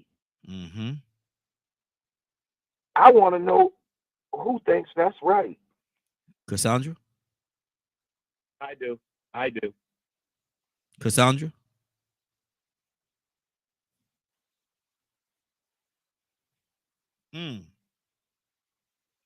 Did we lose Cassandra? I'm not answering that question. I've already made my statement. But whether it's male or female, listen, I ain't nothing else to add to what I said. Male or female, and I made it real plain. Male or female, if she goes back in front of the judge, not her, she ain't gonna make no decision. And Leonard was right. She ain't making not one decision. But she Cassandra, can't go up in there and say, I need y'all to give me more money. But Cassandra, if in that scenario, if he's paying child support, kids and her is living in his house rent free. It doesn't matter what you and I think, Raheem. Wow. It doesn't matter. But right is right and wrong is make wrong. Those calls. We don't make those calls. The court don't know that she's living there. Deems that she should have more money. Who are you and I to say that she shouldn't get more money? But Cassandra, we don't live in that plane that she lives on. But Cassandra, the court don't know that she's living in this man's house and still charging him child support. The courts don't know that because he didn't divulge that information because he said, well, what Kurt said. Why would he? Well, then think about this. Then he had some sorry lawyers because he could tell his lawyer, look, she living in my house. And woo, woo, woo, woo, woo, woo, woo, and woo, woo, woo. All of that can be put in. Am I wrong, Leonard? Can they not present? Can his attorneys not present that in court? Come on, y'all. Cassandra, Many of us Cassandra, we do court stuff. Cassandra. But what? But hold on. But what Kurt said was him and her had a conversation before they went, said they wasn't going to divulge their information about their living situation, their personal business and stuff like that. And they agreed on that. So they decided that they wasn't going to let people know that. But for her to almost stab this man in the back, they said that they weren't going to, they said that they weren't going to let nobody know about the situation. And now she's still trying to get more money. About male bashing, but you know what you just did? What's that? What you've done repeatedly on this call? What's that? You have continuously stated how bad she is and what she's doing. But whatever has happened, let the courts decide. I'm not her judge. I'm not Marlon's judge. Let the courts decide. If they give her more money, God bless her. If they say no, we're going to keep it at $18,000, then she has to accept that. Ain't nothing. I mean, I just don't like. I'm gonna tell you for something. us to compare. I'm gonna tell but see, my thing is, Cassandra, it doesn't woman matter. Is and Marlon Cassandra. Wayans, the kind of money he making. But Cassandra, I'm gonna say this. But I'm gonna say this. I don't care if it was a guy and the roles were reversed. I would say he was wrong. It doesn't matter if it's a male or female. Right is right and wrong is wrong. And so if it was a guy and he was in a situation like that and he's trying to get 18, he got the kids for whatever reason, and he's trying to get more than $18,000 a month with a 1-year-old child, I'm gonna say I'm gonna get on his behind because he's wrong. So it doesn't to me it doesn't matter. It doesn't matter. We can take Mary J. Blige and we won't even talk about that. That boy ran that girl through the ringer. And he was wrong. That boy ran that girl through the ringer. Almost made her lose her mind. And he was wrong. I talk to the cows. I talk to the cows come home that he was wrong. Just like I'll talk about this young lady I don't care whether it's a male or female. It don't matter to me. It don't matter whether it's a male or female. If you're wrong, you're wrong. You could be wrong as a male. You could be wrong as a female. And I'm going the way I see Why are you saying she's wrong though? Can you let the courts decide whether she's wrong or not? Well, I'm getting you don't know her. Cassandra, you don't know. Cassandra, none of us on here. Cassandra, what we say on here, everybody, I don't know what's everybody going on have in their own opinion. Cassandra, why she would even go and ask for more money. Cassandra, I don't know that, and none of us do, unless we've had access to the court records. Cassandra, listen to me, Cassandra. Listen. My thing is, we say the same thing on here pretty much every day. Everybody got their own opinion. Everybody have the right to have their own opinion. I have, just like I give everybody their right to have their own opinion. Don't I have the right to have mine as well? My opinion is because I don't have the right. You're neutral. You say you don't have any. Now that's what you said. Okay. I'm just a question asker. That's what you always say. I say that all the time, about 4 or 5 times a day. Absolutely. But my thing is in this particular instance right here, I'm voicing my opinion, which I normally don't do. But don't I have a right to have one too, though? If I want to voice it? Nope, because you the question asker. Lord Jesus. Somebody was about to say something. Lord Jesus. I'm throwing it back at him. I'm throwing it back at him. Just what you say. Huh? Correct me if I'm wrong. I don't know about the state of Georgia. I don't know what their rules is in the state of Georgia. But in the state of Maryland, when you go before for research, whoever's getting the money has more power. The state of Maryland and South Carolina, you have more power than people tell you that you have. Because in the state of Maryland, you can literally tell that magistrate, "Oh, nah, you know what? I want to drop this." Or you can tell them, "No, you know what? He's paying enough. We good." You have a choice. So it's not a situation where the courts say, "This is what it is," and then you just got to get up, you take that and leave. That's why if the courts say, "Okay, you can get $700 a month," if you don't think that is right, you have a right to appeal that. You have a right to appeal that and then show the grounds for why you're appealing, saying it's not enough, I need more. Mm-hmm. Right? So I don't know what the law is in Georgia, but it's not a simple thing of, okay, the court said this, and this is what you're going to be awarded. No, I actually used to work for child support. I worked there for about 6 months. Mm-hmm. It's not that type of deal, because if that's the case, if I'm married to Cassandra and we got kids, and Cassandra says, "I want child support," and she go in there and she tell them that she only make $1 a month, and they award her $2,000 a month because she make $1 a month, and it says, okay, that's what it is. Boom, get out my courtroom. She just lied to the courts. Mm-hmm. So that's where problems come in, because a lot of people are going sat down and they'll lie about their incomes so that they can minimize what they have to maximize what they can get. Mm-hmm. Wow. A good example of that, Raheem, and maybe he should have followed his lead. But y'all remember Reggie Miller, right? Yeah. Y'all remember what Reggie Miller did? I don't. When his wife filed the petition for divorce, before the ink dried, Reggie Miller got everybody in the locker room together and said, look, hey y'all, I'm gonna give y'all some money. I need y'all to promise me that you're not gonna blow this money I'm gonna give you. I need you to hold it for me. So guess what he did, right? What's that? Reggie Miller went and cleared his bank account, wrote checks to everybody in the locker room, so that by the time they got to the court, and the judge said, look, I need to see the bank accounts. When the judge looked at the bank accounts, guess what? Wasn't no money in the accounts, brother. Wow. The only money that was in accounts was the money that the accounts that had his and her name on it. Mm-hmm. But his private accounts, he had no money in it. Mm-hmm. After the divorce was final, then everybody in the locker room who he gave money to, who he wrote these checks to, they in turn cut him a cashier's check back to then put back in his account. Kurt. So like, I get it. Kurt, I'm gonna tell you something. I get it. Kurt, I'm gonna say, I gotta say this to you. I walked down the middle of the street, man. I got to say this. That was wrong too, bro. He was wrong. He was wrong. Oh, no, I'm not saying it was right. Yeah, he was I'm wrong. not saying it was right. Mm-hmm. I'm not saying it was right, right here. Yeah. That please. Yeah, Forgive I understand. me if that's how I came across. Yeah. Mm-hmm. Forgive me. I'm just saying that in certain situations, we have to understand that, that same what's the word I'm looking for? That same trifling behavior mindset can be on both sides.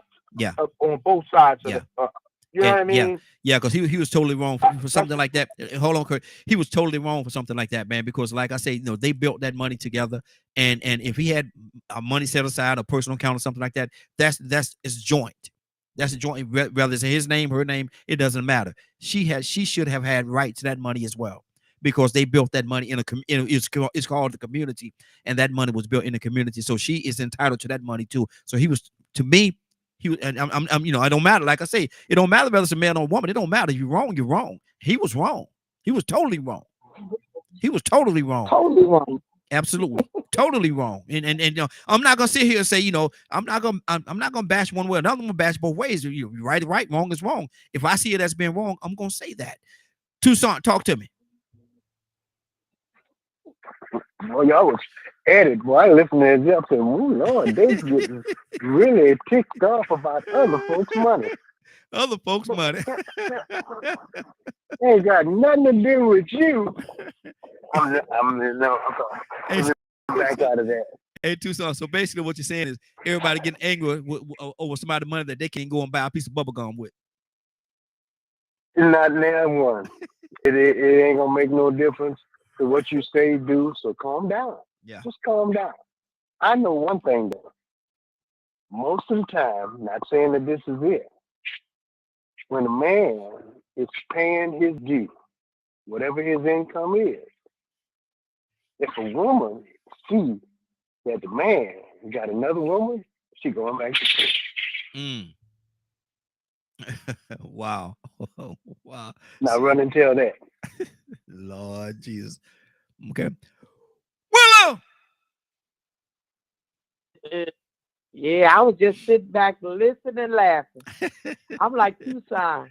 It's like talking about somebody else's household. Mm-hmm. But reality though, for real, when it comes to child support and how the court manages it, is based on a percentage. And so everybody, and talk about the guy that Kurt was talking about Is he awake? Is he asleep? What's going on? Is he walking around numb? Because everything what Kurt knew about him, he knew about himself. Mm-hmm. So if he wanted to change something, he could have changed something on his own. They had nothing to do with our opinion on what we wanted for him. He already knew what was going on factually in his life. So I said that to say this, Raheem, in everybody's household, everybody. Because a man that's poor would say what you make is too much for you. Mm-hmm. All I'm saying is everybody got to control and manage their own household, period. Mm-hmm. See, when you allow yourself to go before the legal system, now you put other folks in your financial business. And see, you should think about those choices before you make them. But we don't. That's why we wind up the way we do. Mm-hmm. And that's what's on my heart right here. Exactly. K with E, talk to me.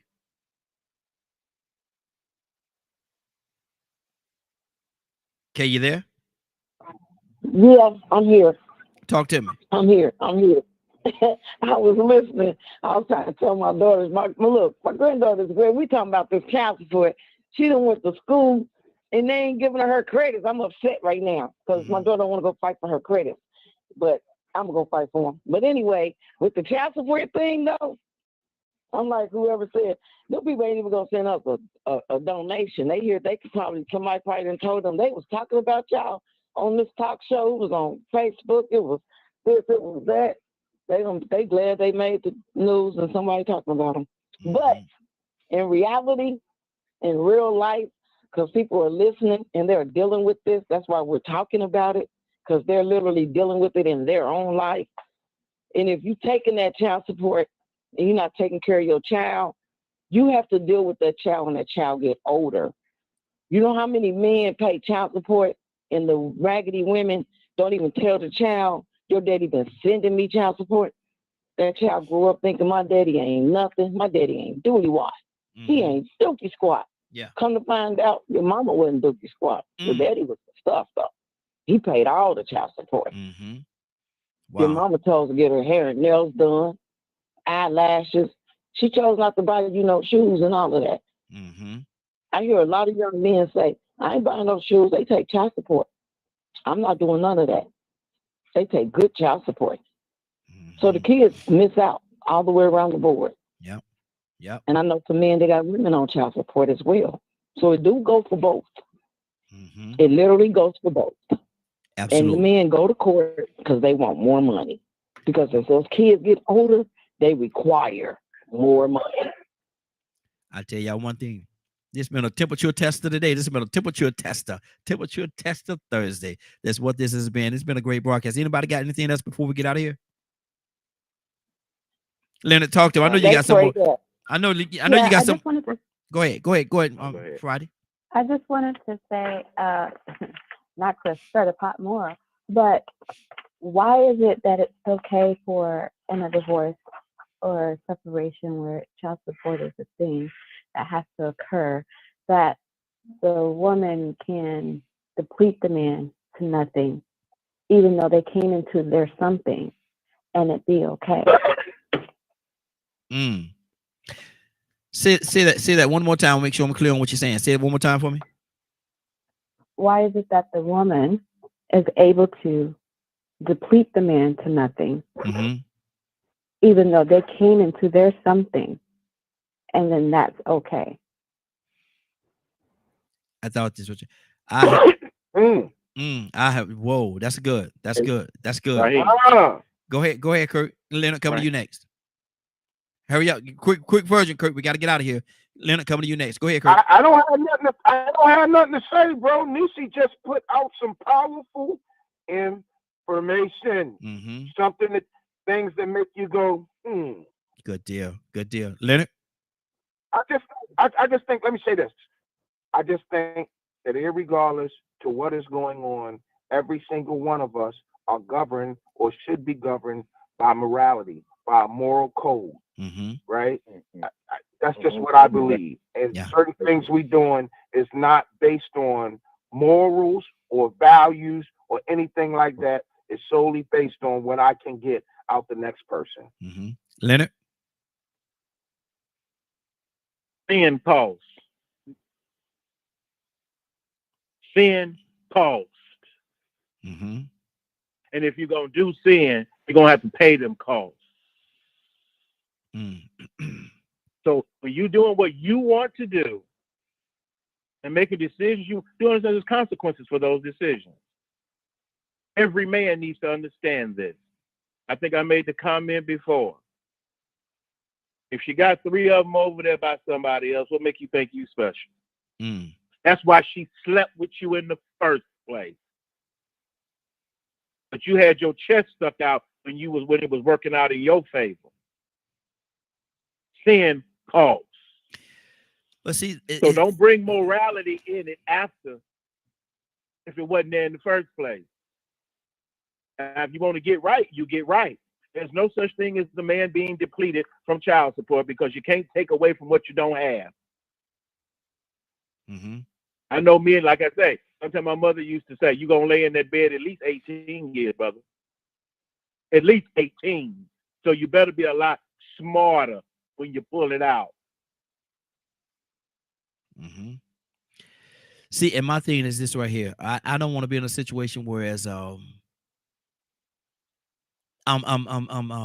doing the same thing in reverse. And the reason why I say that is this. A lot of times they brought a lady to Jesus that was committing the form of adultery. They brought her to Jesus alone. Did not bring the person that she was committing adultery with. He's out there running around probably committing adultery with somebody else at the same time. It goes both ways. Just like he's laying down with her, with him, and they both have responsibility. And so you can't negate one without shining the light on the other. The light, if you go in a dark room together, you turn the light on, the light gonna shine on both of you. It's not gonna just shine on one person. The light's gonna shine on both people. That's all I'm saying. And like I said, it doesn't matter whether it's the man or the woman or whatever. I'm just gonna what I think is right. I got my opinion. I could be totally wrong. I've been wrong before. Probably gonna be wrong again before God called me home. But at the same time, I still have my opinion.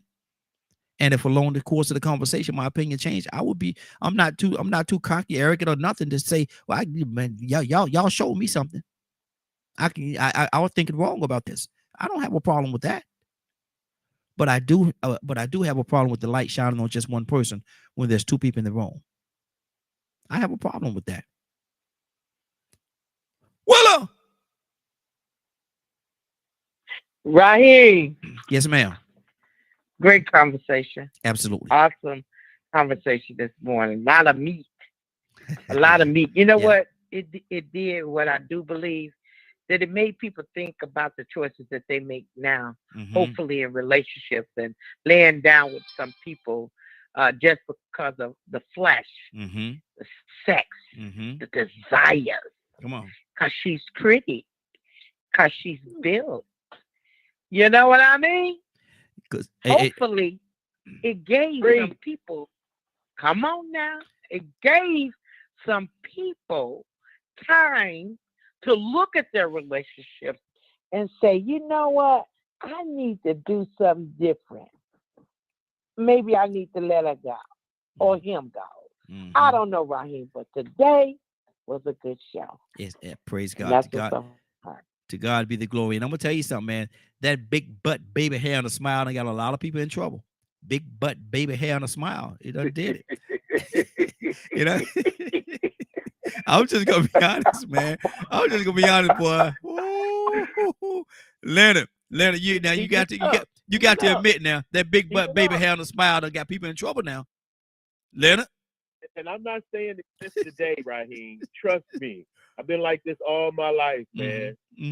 And consequently, my mother raised me like this. You do whatever you think is bad enough to do. Trust me, I ain't gonna stop you from doing nothing. But can you pay the consequences? Exactly. Yeah. Then 3 and 4 kids, brother, gonna cost you. No, I don't have no sympathy for your 15% of your income when I'm giving 100 of mine. Yeah. Wow. That's good. Tucson, talk to me, man. Big butt, baby hair and a smile. Oh, Tucson just hung up. Lord Jesus.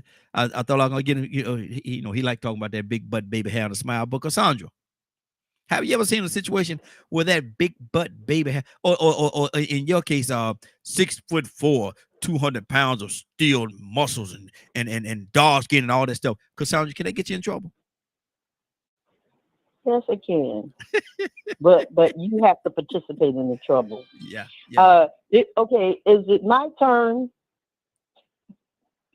Go ahead. Yes, ma'am. Go ahead. Oh, okay. So I want to state this for the record. I have never. No, I'm serious. Okay. I have never taken my children's father to court. Mm-hmm. 2 children, 2 baby daddies.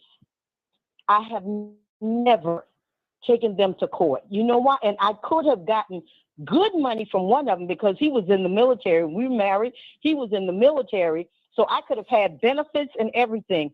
Never once, because I felt, this is just me, if you don't want to be responsible for your own children, ain't no way I'm going to take you in front of a court. Now, sometimes I feel bad that I didn't do that for my children's sake, but I took care of my children without their help ever. Mm-hmm. Ever. Mm-hmm. Ever. Because my thing was, if a white man has to, or a black judge, have to tell you to take care of your child, you ain't much of a man as I thought you were. Exactly. Wow. Good deal. And on that note, we're about to get out of here for today, man. It's been a great broadcast. We're going to be back with you tomorrow morning, 7 o'clock in the morning, if God say the same. But Cassandra, somebody listened to this broadcast today and they joined it late. They said, man, they got some fire today. I wish I could hear it and hear it in its entirety. Is that possible? It is absolutely possible for them to hear the show and hearing its entirety. They can tune in at dkmmediagroup.com at 3 p.m. Eastern Standard Time. If you have missed any part of the show and would like to hear it in its entirety, tune in to dkmmediagroup.com, 3 p.m. Eastern Standard Time. Good deal. Anybody got anything else we want to say before we get out of here real quickly? Okay. Willow! Raheem. Let me say it again. Willow! Raheem! Are you ready? Raheem, Yes. I am so ready. I'm ready to receive God's words. Come on, Raheem. Let's go. Well, Willow, since you said it like that, and I believe you're very serious, I ain't got one more thing to say to you, Willow. And you know what that is? Willow, let's go. Amen. Father, we just thank you for waking us up. Just allowing us to be on one accord, agreeing with one another, enjoying one another today. Father, I thank you for the joyful spirit that you've given each and every last one of us. We know that these are life struggles and problems, but Father, we believe that you have your hand in it all. We believe that you give us the wisdom and the guidance that we need to make the right choices. The only thing we have to do is just be obedient. Be obedient to the word and your instructions. And we know that it will all pan out to a victory because we trust you in the end. We thank you, Lord, and we honor you, and we praise you this morning, and we lift you up. Thank you for the meat that you've given us. The Bible says to taste and see that the Lord is good. Thank you. Thank you, Lord, for your meat that you've given us, Lord. Father, I'm asking you to touch each and every last one that's on this line. We don't know the struggle. We don't know what they're going through. Father, you know, because you're all-knowing, all-powerful, and all-present. We thank you, Lord.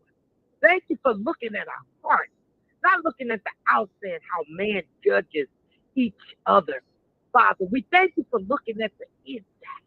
Yes. You look way past all our faults, and you see our needs. We thank you in advance. Father, we're asking that you stand before us as we go before a judge. That you be there in the hospital as we go there for surgeries and procedures. Father, we thank you in advance, Lord. We honor you. Lord, we glorify you. Thank you for the morning flow, Lord. Thank you for the successful show that you established through the obedience of Raheem.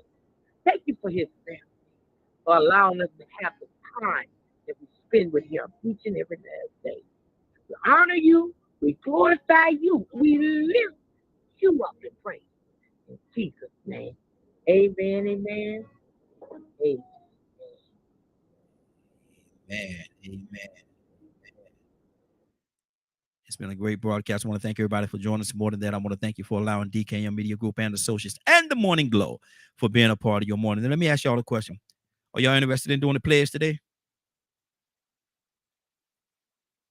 Nobody said nothing. Nobody want to do the pledge today. Well, I'm going to do the pledge. Yeah. Okay. Y'all want to do the pledge? Okay. Here we go. How they say, if all hearts and minds are clear, let me start the pledge. I will take this day. I'll take this day. And be the best that I can be. And be the best that I can be. Do the best that I can. Be the best that I can. And help as many people as I can to do the same. To help as many people as I can. To do the best. I promise to do this with love.